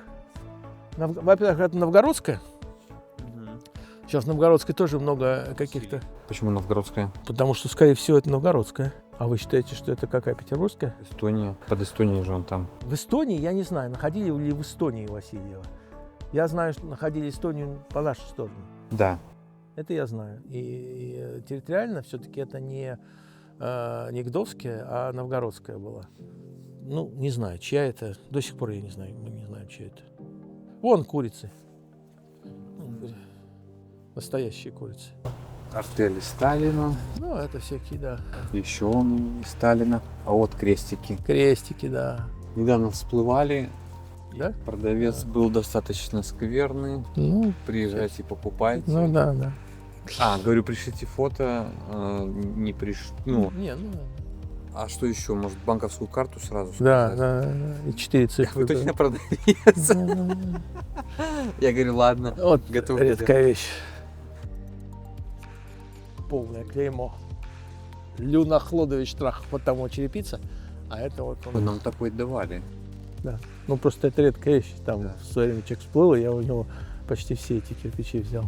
А Ивановых нет у вас одного Иванова? Ну, какие-то разные есть Иванов. Вон такой Иванов, есть такой. Полная фамилия печатная. Ну, может быть, он как... Ну, я все их не могу сказать. Кубань. Что такое Кубань? Да? В каждой станице был кирпичный завод, где работало 2-3 человека. Отец с сыном там, может быть, и брат. Все, вот 2-3 человека по всем спискам, да, в каждой станице. Они никуда не уходили, только в этой станице, потому что в соседней станице через 5 верст точно такие же работали люди и точно такие же кирпичи делали. Поэтому это такие эндемики, которые только там. И вырезать на этом самом, на дне кирпича 2 буковки, ну, разве это сложно? Поэтому их можно бесконечно собрать, вот эту Кубань. Вот ЗНЗ, что это такое новгородский ЗНЗ? А может, это и не новгородский. Вот я говорят, его под Гатчиной много, я вчера мне спрашивал. Это Драготина там. Это то, что там хорошо сейчас увидим на этом, на изразцах. ДВ, а есть же еще маленькая Драготина. Ну вот, наверху он. Это оно? Да, да, да. Да, это не найти. Не найти. Даже если найти, их не понять. Ну вот, Драготина. Ну, какая есть? Печатными же буквами было вроде. Не было печатной. У них вот только это клеймо. И на изразцах такой же клеймо. Видите, а? Смотрите как, а? Вот так. Это же сейчас это просто страсть. Классика мирового жанра. Да. Треть Лондона сделана из кирпичей London Brick Company. У каждого крупного коллекционера должен быть такой кирпич обязательно. На форум привозили. Ну вот мне дали вот именно с Лондона тоже. Оттуда и приехал. Все остальное найдено. Да, ну и Эдинбург мне подарил этот Марк Ранстон. А все остальное это все здесь. Все британцы здесь. Но они все беленькие. Ну уж какие есть. Ну это боровичи. Боровичи. Сколько паровозов всего насчитали? У кого? Вообще. Ну, Боровичи много делали. И Речица в Калуге делала Боровичи, эти самые. С паровозиками. С паровозиками делала. Не только Боровичи делали с паровозиками. Это же указание на то, что можно в топку класть. Ну, паровозную. Ремуар. Дерштерн. Рефирс. Кварц. Еще вот нет прессия. Там еще новый прессиер. Вы ж не в волочке нашли. Прессиер. Придумали слова. Ну так же. Люди-то с фантазией. А про Преображенского расскажете что-нибудь? Паровозавод. Преображенский паровозавод, это Тихомиров, да, Тайко. В основном поставлял на стекольные заводы. Вот это вот в Кикерино стекольный завод. Вот там в основном печки были сделаны из вот Тихомиров и Ко. Вот они там все вот оттуда. У него было предприятие, по-моему, он даже зарегистрировал какой-то патент на производство. Вот, а материал назывался кремнит. Вот он так его зарегистрировал под этим названием, да. Вот, по-моему, даже на каком-то из этих даже написано. А, вон написано, да, вот где-то написано, а где-то нет. Кремнит, да, не знаю. Вот. Так, а эти классика жанра Когана. Это они внизу, надо их почистить, потому что на них вода иногда, видите, стали, эти замшелые стали. Это Хоганасы всякие, там ничего интересного нет. Как не для вас ничего не интересного? Вот красивая вещь. Очень. Вот это было, по-моему, на выставке я возил, а это староста Архипов, да? Староста церкви делал кирпичи, но церковь собрали не из этих кирпичей, да? Вот, но какие-то при церкви постройки из нее сделаны, да? То ли он не успел, то ли он клеймо не использовал, непонятно. Вот они, 1, 2, 3. И вот это еще он же в разных ипостасях. Буду ездил специально подбрать тоже. Угу. Ой, Будда это издалека очень. Ну, это она смоленская, но вообще витебская, да. Да, Витебская. Смоленск. Да, Смоленская область, но это Витебская. Вот в Волочке таких вот много видел. Там тоже был завод стекольный, называется Красный Май, что ли, да. Вот недавно нашелся хорошо Архангельск, Балквиц и Вит. Это вот во всех справочниках было, кирпича не было. И раз. Это тот случай, когда сперва нашлась информация, что был завод, а потом кирпич, а не наоборот. Нашли кирпич, а потом стали искать. А где же какой завод, когда был? Давайте про это расскажем, это интересно. Валаамский монастырь. Очень, очень приятно с Валаамским монастырем клеймами иметь дело, потому что на них всегда написан год. Их там штук 8. Ну, как с каждым годом, как бы немножко, чуть-чуть бывало, через несколько лет модифицировали клеймо, поэтому там их 7-8 разных разновидностей. Толщина кирпича. Да, и навсегда. И место расположения, тычок, и ложок, и постель, все тоже менялось. Но очень удобно, что датировалось годом, и всегда понятно, когда строение это было построено. Он колодца, человек руками написал. Видел явно кирпич, это уже кирпич после советской власти, вот руками написал, как то клеймо. 50-х годов. А это вот Клайтон, это подделка под Америку? Нет, Клейтон, нет. Это Архангельск, это братья Северин и Матермян Кыркаловы. Это обратная сторона кирпича. И они купили паровую машину для выделки кирпича компании Клейтон. Это очень известная фирма Клейтон. И у них с обратной стороны на машине уже вделанное, так сказать, клеймо. То есть сверху ты ставишь свое, а снизу у тебя уже Клейтон. Ну, тут особо, кроме слова «опыт», мне больше нравится. Опыт. А вот этот чей якорь? Это Ставрополь. Чей не знаю, это Ставропольск. Вот здесь Ставропольская губерния, вот этот вот, тоже вот эти БП, это мы расшифровали. А вот эти Коноваловы, Погореловы, Карпушины, это вот, да, это сродни Ивановым всяким этим на Кубани. Это вот Никулин. Кто знал, кто писал. Тут хорошо написал. А это написал Микулин. Микулин. Этот перевернул буквы. Это французы? Французы, да. Причем французы, вот это в Кронштадте найден. Никогда не видел вживую французский кирпич. Вот. Видел. Вот. Ну, это я не знаю. Это я думаю, что это бельгийский рефрактер. Ну, это все что угодно может быть, просто по-французски написано. А это вот, Сусье Général, да. Тулера, Тюэлери, Эмеканик. Эпеник, Вьерзон, Полсес, Да. Шер. Ага, он японцы у вас. Это японцы. Это американцы. Это вот самый кирпич, самый дальний от нас, из Новой Зеландии. Это не Great Britain Pound, да? это человек, которого мы расшифровали. Вот, это 50-е годы. Но я уж из Новой Зеландии. Грех. У меня у приятеля, у него студентка была, она уехала в Новую Зеландию. И каким-то образом у них зашел разговор, и она сказала, что у меня тут рядом лежат кирпичи вот такие, ГБР. И мне сказал приятелю, я говорю, я плачу DHL $50 тогда еще было, я помню. Это еще по-божески. Ну, Оттуда. вот. Сейчас. И она прислала, ну, давно было достаточно, да. Вот Константинополь Да. вам привез. Да. А это вот, расскажите, творчество. Это Непал. Да. Это я не знаю. Ну, Тоже современное. спортивным обжигом. Это современное. Это Ну, так он сделан, что не отличить. Ну, вон Париж с 2 S, да? Вот. А тут еще какой-то был Феникс где-то, мне очень понравился тоже. А, Дрезден, вот, Дрезден. Ну, а почему бы и не Дрезден? Есть Феникс, Друмонды и Дрезден. Симбирская губерния этот самый развлекалась. Завод Родионова, скорее всего, это завод Родионова, потому что очень похожий клейм есть у этого завода. Не все были образованы. Сказали, что написать, вот они не написали. Ну, что-нибудь импортное. Как знали, так и писали. Что-нибудь импортное, это всегда хорошо. Он как Рефирс, он Кремуар. Ну, супер.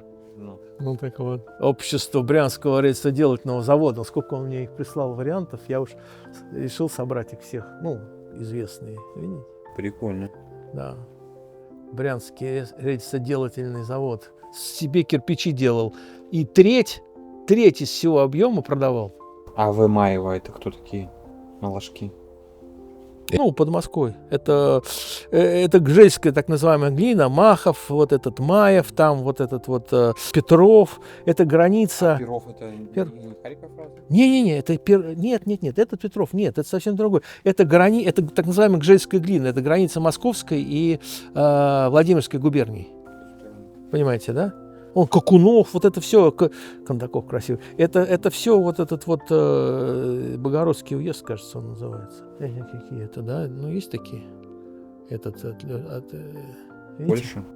Это? Нет, это этот самый какой-то костел в Бресте, специально пережженный, как камни. Ну, а тут остальное вот поляки. Ну, поляки, да. И тут Екатеринославская. Кусторис. Хорошо. Кустодис, да.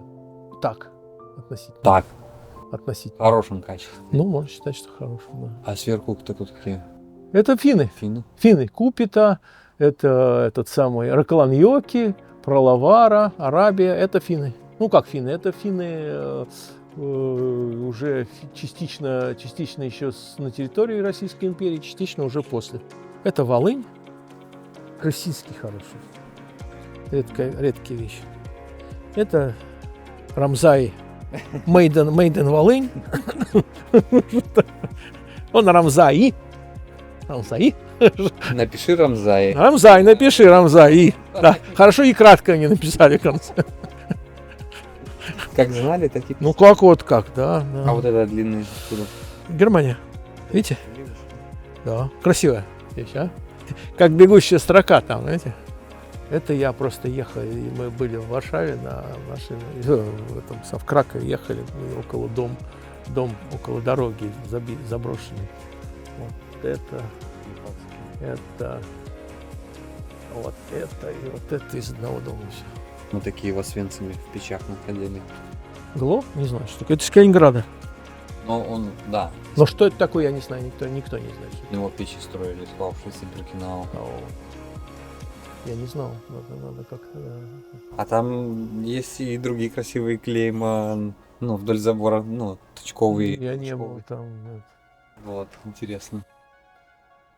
Расскажите нам еще, какой у вас самый любимый кирпич? Ну, любимый, я уже рассказал, Смирнов, ну просто фамилия мне это самое интересное. Вообще, из петербургских мне очень нравятся, конечно, ранние кирпичи. Вот, это с набивными клеймами или крупные буквы на, ну, это не только одному, мне нравятся крупные буквы на постели, да, вот эти вот, и набивные, это как бы 40-е, да, 800, конец 840-х и 850-е года. Вот, пожалуй, что они такие самые, ну, чем-то привлекательные для меня, да, когда уже пошла серия, все эти рамочки, все эти полукружья, там уже более-менее так стало все более-менее стандартно. Вот такие вот первые начальные вещи. Причем это клеймы гораздо более четкие, гораздо более рельефные, чем московские, да, вот, которые более ранние. Да. Они там мелкие, на тычке. Ну, эстетически они не очень интересны. Хотя москвичам они, конечно, очень нравятся, тем более, что их там полно их. А вот наши первые вот эти вот клеймы там, ну, я не знаю, там ДЛ, там ИПВ, там все вот эти вот там двухбуквенные сочетания, вот мне они как-то очень, пожалуй, нравятся. Еще, конечно, интересные эти подделки. Ну, не подделки, имитации, да, вот это мне тоже интересно, я их по возможности, как мы сегодня говорили про Рамзай, когда там все, вот, и если я вижу, если где-то кто-то чего-то, вот где Рамзай, еще новая буква в конце там какая-то возникает, я с удовольствием поменяюсь или даже куплю, потому что мне хочется собрать. Ну, и всякие Лондоны, вот это все прочее, да.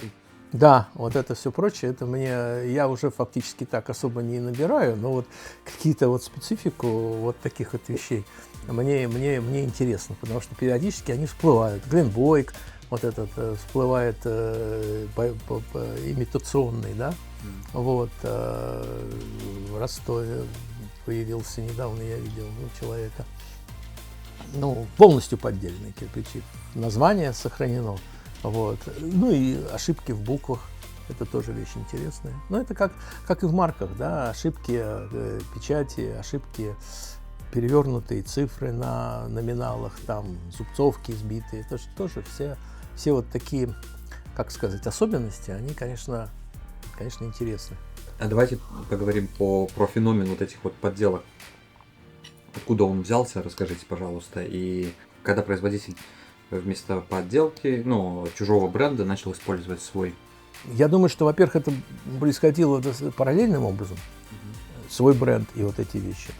Это первое. Второе, ведь в основном это что? Это огнеупорные кирпичи, это же не красные кирпичи. Заметьте, на красных кирпичах практически я так даже навскидку не могу вспомнить, чтобы кто-то пытался какие-то имитационные клеймы сделать на красных кирпичах. Их было вполне достаточно, была конкуренция среди местных производителей. А почему огнеупоры? Потому что очень много огнеупоров ввозилось на территорию Российской Федерации извне. Не хватало местных запасов каолиновой глины для того, чтобы производить требуемое для рынка объем кирпичей. Это что? Это, во-первых, печи в домах, да, это камины, да, это строительство Петербурга, значит, доходные дома на конец 19-го, начало 20 века, куча потребовалось всяких печей. Это все печи? Это все, да. Дальше, промышленные заведения, начиная от, там, не знаю, каких-то простых там обжигательных печей, кончая там мартенами, которые где держат высокие температуры. Паровозы, значит, соответственно, футировка печей паровозов и так далее и тому подобное. То есть куча, а производств было что? Боровичи, да, у нас Новгородская, недалеко от нас. Значит, дальше была, значит, соответственно, Волынь, да, Луцк, ровно вот этот кусочек. Значит, дальше было Речица, это Калужская, да, ну и там по чуть-чуть где-то Подмосковье, вот Кшельская, но там не совсем огнеупоры, они просто использовались как огнеупоры, а на самом деле они высокой температуры не держали. И в Симбирске немножко, в Симбирской губернии, этот самый, около, значит, Сарапула, все. Поэтому сюда, вот если посмотреть ведомости, сколько сюда увозилось огнеупорных изделий, просто по таможенным отчетам 902-903 года из Германии, из Швеции, из Дании, соответственно. Ну, и в первую очередь, первая это Англия, и Япония, и первая это Англия. Соответственно, с кем конкуренция была у тех же боровических заводов? не с заводами там где-то, которые там в Калуге там где-то стоят в этой речице, а с иностранными. Как конкурировать? Придумывать названия. Российские люди были и очень продолжительное время падки на всякие иностранные слова, иностранные непонятные, особенно слова и названия. Вот. А потом, когда ты ввозил уже целые же конторы в Петербурге, торговали, вон, весь Петербург, там куча объявлений, Гленбоем торгуем, да, этот самый. То есть они просто рекламировали уже готовые английские вот эти марки, Рамсай, Гленбой там и так далее и тому подобное. Поэтому у людей было на слуху. Поэтому очень велик, конечно, соблазн, да, сделать что-то похожее, да, ну, как вот китайские варианты, да, с заменой буквок одной и так далее. Авось прокатит. Это же не Петербург делал, это же делала в основном провинция, где в основном не очень хорошо знали, как пишется слово Рамсай, как фамилия это звучит и так далее и тому подобное, понимаете? Один раз где-то увидели. Да, увидели, ну, а кто-то может не обратить внимания, а кому-то все равно. Вон Дрезден написано красиво, интересно, Париж, ДУЭС. Вроде как и не Париж, ну, как бы привлекательно и так далее. И я думаю, что это делалось параллельно. Причем делали такие не очень-то тоже маленькие заводы. Вот Екатеринославская, я забыл еще сказать, Екатеринославская была. Это вот где сейчас Дружковка, да, вот это где сейчас военные действия, это все идут такие тяжелые. Вот именно в этом регионе, да, вот Бахмутский уезд, вот там тоже были залежи глины. И там многие люди делали и свои кирпичи, и параллельно, явно параллельно, делались тем же Плещеевым, тем же этим самым Ковалевским делались кирпичи с иностранными названиями. Кстати говоря, я думаю, что и параллельно свою марку продвигали, то есть вот и наоборот. Вот эти подделки мы также встречали в музее в коллекции в Щесине. Вот, там тоже были рамзаи подделаны. Правильно, я думаю, что половина этих рамзаев еще делались на территории Волыни поляками, когда это было Польша. То есть это 30-е годы. Скорее всего даже. Потому что иногда на этих, рядом с этим рамзаем были какие-то еще явно еще латинские буквы, которые, так сказать, вряд ли в царской России они ставились. Это, скорее всего, это еще и какой-нибудь Клепацкий. Вполне мог Клепацкий делать, потому что клепать, да. Это Островец, да? Островец, да, вот это Клепацкий, скорее всего, делал, может, еще кто-то делал, вот, и, скорее всего, это вот многие поляки делали. Ну, при Польше, вернее, так. Всем известен вот сайт, сейчас зрители с вами познакомятся. Расскажите, пожалуйста, про сайт. Вы его сами создали, сами ведете, правильно? Да. Но, сколько времени у вас это занимает? Ну, проблема в том, что я этот сайт делал буквально на коленках, так сказать, и не прибегая ни к каким...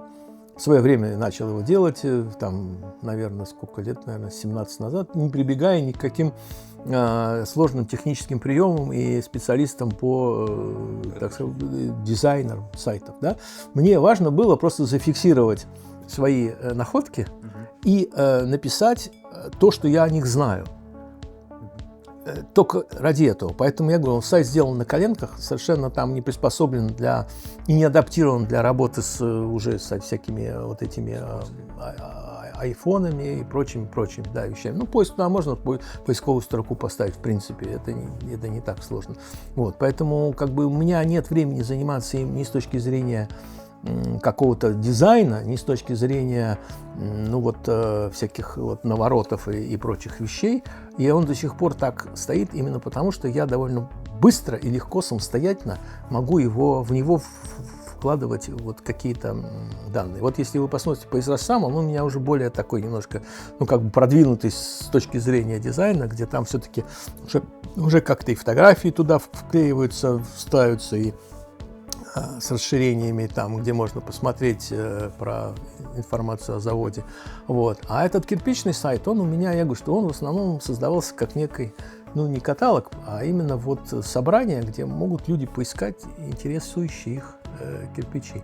Я вот сейчас смотрю некоторые на мои надписи, да, они такие уже совсем устарели, да, на этом сайте. Надо бы их поправить, потому что уже сколько за это время уже узнали больше, уже узнали, уточнили даты, уточнили там, не знаю, там владельцев и так далее. То есть надо его периодически, конечно, обновлять. Но в основном я этим занимаюсь зимой, когда не сезон, да. И поэтому я в основном это время посвящаю в городе, да, где хороший интернет. Я этому посвящаю вот зимние периоды, когда я... Вот. Я вот сейчас сделал небольшой кусочек, я еще пока нигде его не укладывал. Это вот иностранные кирпичи, действительно реальные иностранные кирпичи, которые найдены на территории Российской Федерации. Да? Я оттуда убрал, значит, пока все этих японцев и Дальний Восток, и убрал Калининград, да? Ну, потому что там, очевидно, одни немцы, которых там их куча, и они описаны в книге Димы Шилова. А вот эти все кирпичи, потому что люди многие не ориентируются, что это за кирпич, да? Так вот, надо разделить fire clay, там и так далее. Это боровичи, а вот уже там, я не знаю, Робсон там и прочее, это все уже настоящие английские варианты, да? Я их сейчас сделал по алфавиту, я еще нигде их не выкладывал. Сделал по алфавиту на каждую букву, да, по первой букве. Вот. И на основании, значит, сайтов Шотландии, Англии, просто я знаю этих коллекционеров, что с ними переписываюсь, они мне предоставили тоже дополнительную информацию. Там в основном каталог вот вроде как того, который у меня есть. Кто владел заводом, в какие периоды времени, как менялись хозяева и где он находился. Ну и страна, очевидно. Вот. И вот такие вот вещи я сейчас сделаю, может, тоже положу куда-нибудь, ну, или на сайт, или ВКонтакте, чтобы люди просто интересовались. Потому что очень много вопросов идет. А это что? А это кто? Ну, Искать даже... тяжело. Да, Английский некоторые не знают. А? Даже не то, что там даже на самые элементарные вопросы не хотят, говорить и готовый ответ. Вы вот все сами на сайте пишете сайт и делаете. Вы не встречали ни раз, когда вашу информацию используют другие люди, назовем так, это кража интеллектуальной собственности. Как вы к этому относитесь и как там пытались бороться, не пытались? Люди могут цитировать, пожалуйста, всю информацию, которая у меня есть. С ошибкой, если она там есть, без ошибки, они могут цитировать. Только дайте ссылку.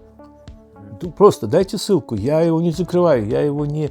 Значит, это самое. В каталоге у меня, который лежит у меня на странице, у меня там поперек написано Смирнов, и там, и как бы минимальная защита сделана от копирований, да, всего остального. Что касается фотографий моей коллекции, пожалуйста, вы можете этот текст использовать. Некоторые это используют. Но напишите, откуда он взят. Я редко когда встречал, когда кто-то пересылку делает. Плохо.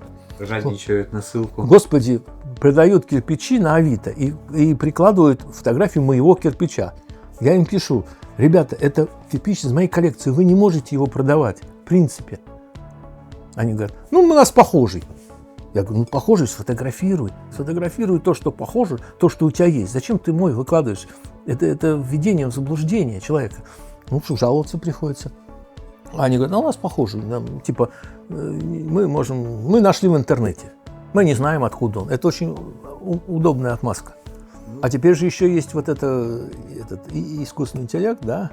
Так там вообще, вы знаете, какие шутки делаются, да? Вообще. Он набираешь там кирпич, мне кто-то рассказывал, набираешь кирпич, там, Поршнев, да? Он компилирует то, что у меня нашел, то, что у какого-то другого человека нашел, какую-то ересь, которую написал третий человек про этого Поршнева, да? То есть ведь много чего пишут и ничего. И вот из этой штуки собирает и описывает кирпич Поршнев, да? И там просто за голову хватаешься, там ничего не стыкуется, то есть он хватал из разных кусков и сделал какую-то комбинацию. И человек выкладывает в интернет без всяких ссылок, без ничего со словами. А это мне выдал искусственный интеллект, так сказать. К нему, пожалуйста, все претензии. Я вот всегда слежу за тем, чтобы все фотографии, я на своем сайте фотографий чужих не использую, а вот, например, для изразцов я использую чужие фотографии, конечно. Вот. И я всегда даю ссылки всюду, да, и все это как бы правило хорошего тона, да. Как только я нашел какой-то кирпич в России и пишу Марку Крэнстону в Шотландию, что, вы знаешь, нашел шотландский кирпич в Петербурге. Он говорит: здорово. Он твой? Если он твой, я пишу, что нашел Смирнов. И он в коллекции Смирнова. Если нашел кто-то другой, пожалуйста, спроси у него, могу ли я опубликовать фотографию, и, пожалуйста, где он нашел и фамилию человека, который его обладает. Вот это правило. Туда. Это так должно быть. Еще далеко до идеала. Как-то надо воспитывать. Да, я не Не случайно ругаться не понял. хочу, да. Я всегда мягко пишу сперва, что, пожалуйста, укажите ссылку, откуда вы это взяли, вот этот текст. Некоторые, значит, пишут, ой, да, извините. Некоторые вообще игнорируют. Ну, тогда тяжело, конечно, там, да, когда люди говорят, типа, что это, ну, откуда взял, это мое дело. Ну, видите, да, так бывает, честно. Мониторите количество посещений на сайте? Когда-то смотрел, сейчас как-то немножко не до этого стало, и Сколько пиковое было? не помню. Нет, не помню, не могу сказать. Когда-то смотрел, даже я когда-то его пытался продвигать, так где-то через Google, там ну, какие-то функции там их, да. Вот. Но до недавнего времени, если ты наберешь кирпич с клеймом или кирпичи с клеймами, в первой тройке он всегда вываливается. Проверим. Проверьте. Может, сейчас уже и не вываливает, может, сейчас уже и нет. У меня был в свое время, то есть он и есть сейчас такой телеграм-канал, где я писал разные вещи. Но там в основном я писал истории. Ведь всегда просят рассказывать не про кирпич. Никому не интересно, что где Поршнев, когда он сделал завод, там, во сколько. Интересно все, что с ним связано было, да? Как там, что случилось там, кто кого там, какая любовница кого убила и так далее и тому подобное, да? Там, ну, всякие истории вот такие вот. Потому что все, когда просят, где-то я вот, ну, бывает, выступаю и спрашивают, так, конечно, интересные истории, а не то, что сухие какие-то факты. Вот эти вещи я периодически писал, сейчас немножко забросил, вот в телеграм-канале. Там, по-моему, кирпичи и черепица, да, кирпичи из росы, да. И я там в основном писал истории, вот, отсылая людей к каким-то биографическим интересным данным о людях. Ну, вы работаете и еще... Это тоже труд, написать такую статью, источники найти. Да, Всё скомпоновать. Скомпоновать, это тоже труд. Да. Работаете, по сути, на 2 работах еще. Ну да, я еще работаю, да, как бы, да, поэтому, так сказать, не то, что я с утра встаю и думаю, что бы мне написать на сайт и какую бы историю, так сказать, составить из этих самых. Ну, немножко про израцы-то. Да, давайте вот. Давайте, значит, Ваше новое увлечение. 2 года назад у меня совершенно случайно получил кирпич, и мы вам с вами, по-моему, говорили о нем. Это Давыдов. Завод Давыдова в Екатеринбурге. И человек сказал, кроме кирпича у меня есть еще и... Давайте я вам просто как бы в посылку положу и изразец с клеймом Давыдова. Я говорю, ну давайте, так сказать, все. И потом вдруг у меня возникла идея, что они худо бы собрать пары. Кирпич и, соответственно, изразец, клеймо. Потому что они бывали одинаковые, бывали разные и так далее. И я знаю много примеров. Там тот же этот самый Коротков, тот же Трифилов в Ростове. В разных местах они делали и то, и то. И я подумал. И потом меня так пробило вот на эти изразцы, вот на эти вот клейма, что я просто вот уже 2 года не могу остановиться. И за 2 года собрал примерно 100 штук их. Я считаю, что это очень неплохой результат, тем более, что все люди смотрят на изразцы как? Вот так, верно?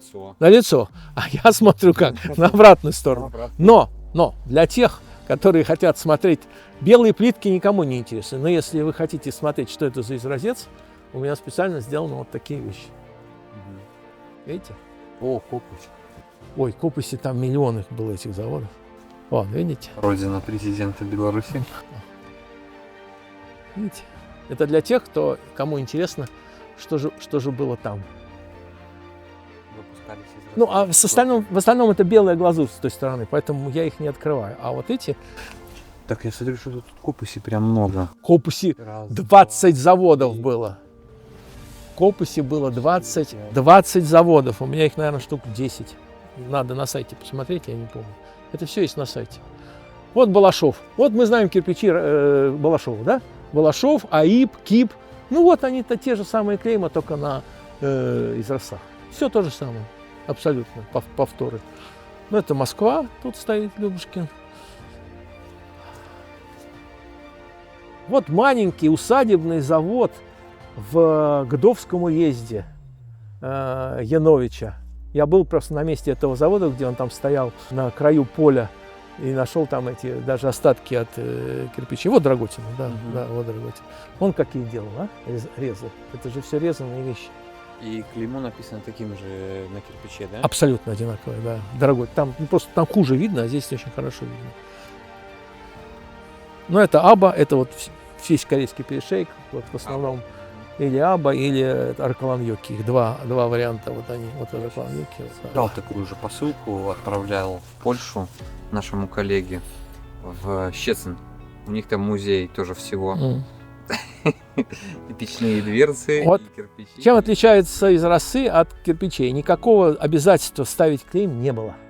А, Ставили не на каждом. Это чисто рекламная вещь. И поэтому, если кирпичи буквы грубые, то здесь старались как можно больше медалей всяких с выставок, всяких там красивых рамочек, там всяких вот вещей. То есть это реклама, чисто рекламные вещи. Вот, потому что они в печках и, соответственно, писали. Вот. Ну, есть как старые, да, с ошибками, Унчиков в Рязани, Гречищев в Рязани. Рязань. Есть тоже, ну, видно, что они старые. Да, ну, сколько это, видно. 5 медалей? Нет, 3, по-моему. Нет, а вот еще. Ну да. Вот. А бывало, что они двусторонние делали. Витебск, вот, да, Витебск. Этот самый Лисовский Витебск, да. Значит, известно, что он участвовал в 3 выставках. И за это получил какие-то медали. Но это были выставки витебских сельских хозяев. Ну, выставка так себе, я бы сказал. Это не выставки в Петербурге или в Нижнем Новгороде, да? В Париже. Ну, уж тем более. Но на своем этом самом бланке Лисовский сверху рисовал 9 медалей на выставках, в которых у нас нет уверенности, что он вообще участвовал, а уж не говоря про медали. Ну, имел право нарисовать какие-то медали. Да, какая-то была. Был ли там Лисовский? Нет, эту историю умалчивают. Вот это я до сих пор не знаю, кто это. Это Зашайко нашли очень недалеко вот это, от этого завода Донск. Но что это такое, к сожалению, по буквам? Я предпочитаю фамилии пока, потому что буквы тяжело очень разгадать. А вот с чего, да, вот Давыдов, вот с чего началось. Я вам из Разис Балашова предлагал намного раньше. Ну, тогда я, знаете, это как всегда. Вот в Петербурге, последняя находка в Петербурге, в центре города, недалеко от Лиговки, Мирейный Либо из Вильны, из Вильнюса. Ну, Вильна, вот он. Вот последняя находка. Вильнюс, он там Еле очистил. в 18 веке. Да, Вильна. Ну так Вильнюс, Вильна, Каунас, Ковна. Это же все русские названия. Русские называли белорусы Вильня, Да. поляки Вильну, Да. литовцы Жмуда, Аукшайцы, Да. Вильнюс. Вот Ружицкий, это все-таки Благовещенск. Это не так-то близко. И там делали из росы. Вот в Псков ездил за этим Лев Принц. Маленький заводик усадебный делал. Вы ездили за всем, что найдете. Слушайте, до Пскова-то уж можно доехать. Можно. Я боюсь, что если можно не присылать, я всегда поеду, потому что это страшно хрупкая вещь. Люди пакуют так, что бьется, поэтому мне просто страшно, жалко. Это Цельм, да, это Цельм, Рига, да, фабрика. Это вот Виноградов. Это Польша теперь. Вон есть на этом самом, это называется Румпа. Видите, какие есть?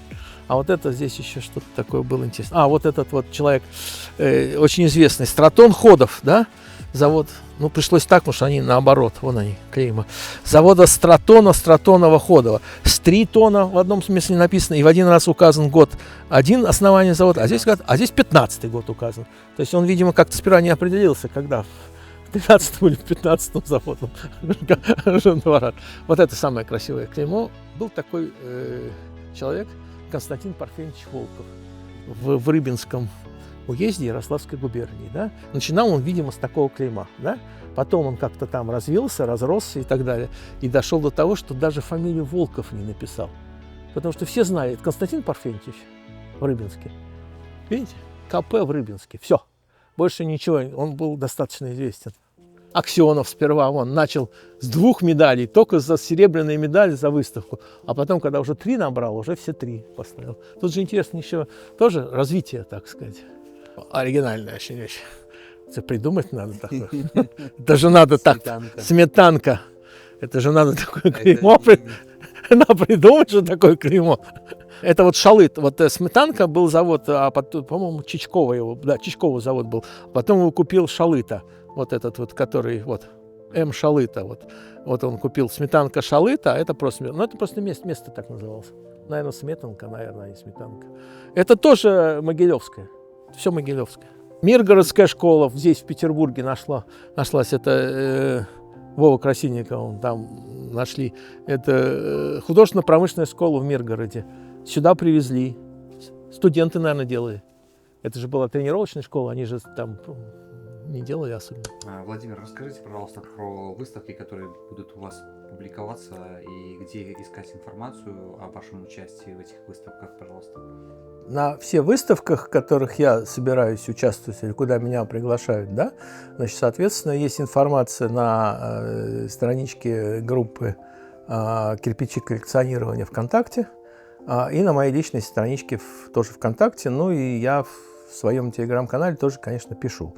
Значит, помимо той выставки, которую вы недавно видели в Петропавловской крепости, еще у меня периодически бывают выставки совместно, например, с моей супругой, которая, значит, член Союза художников и выставляет свои работы, которые как-то перекликаются тематически тоже с кирпичами. То есть у нас такие как бы семейные немножко выставки, вот, и в разных местах, но все эти выставки заточены на конкретный регион. То есть вот у нас была выставка в Старой Ладоге, это Новоладожский уезд, да.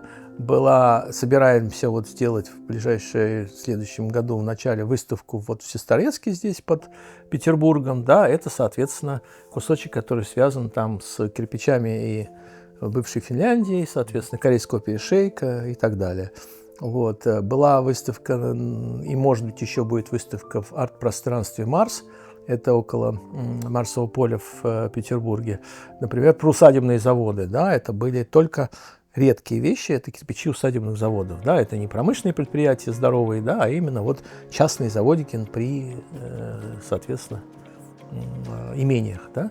Ну, вот такими вот, как бы частично, вот, может быть, как-нибудь сделаем, уже накопилось по изразцам. Ну, по крайней мере, есть идея на следующий год что-то. С керамархом. Может быть, с керамархом, потому что, ну, как бы надо, вот у нас будет конференция в середине, по-моему, да, в конце октября будет какая-то конференция в библиотеке Маяковского.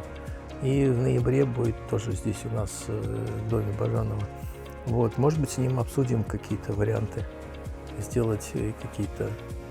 Вот, потому что ведь когда эта выставка была в Петропавловске, мне же сперва предлагали именно вот рядом с керамархом. Ну, вот, к помещению, около, ну, прямо внутри этого керамарха, и это было бы логично там, вот, керамика с керамикой, но потом там какая-то поменялась и поставили в другое место. А уж из росы точно там надо выставлять, я считаю, потому что это идейно просто, так сказать, уж ближе некуда. Ну, у нас вопросов больше нет. Спасибо, Владимир, что пригласили нас, что поделились информацией своей. Надеюсь, этот ролик будет интересен нашим зрителям. Если вам понравился этот ролик и какие-то вопросы у вас есть к Владимиру, пишите в комментариях к этому ролику. Ссылки на телеграм-канал и сайт Владимира мы оставим в описании этого ролика. Всем спасибо за внимание. Всем пока.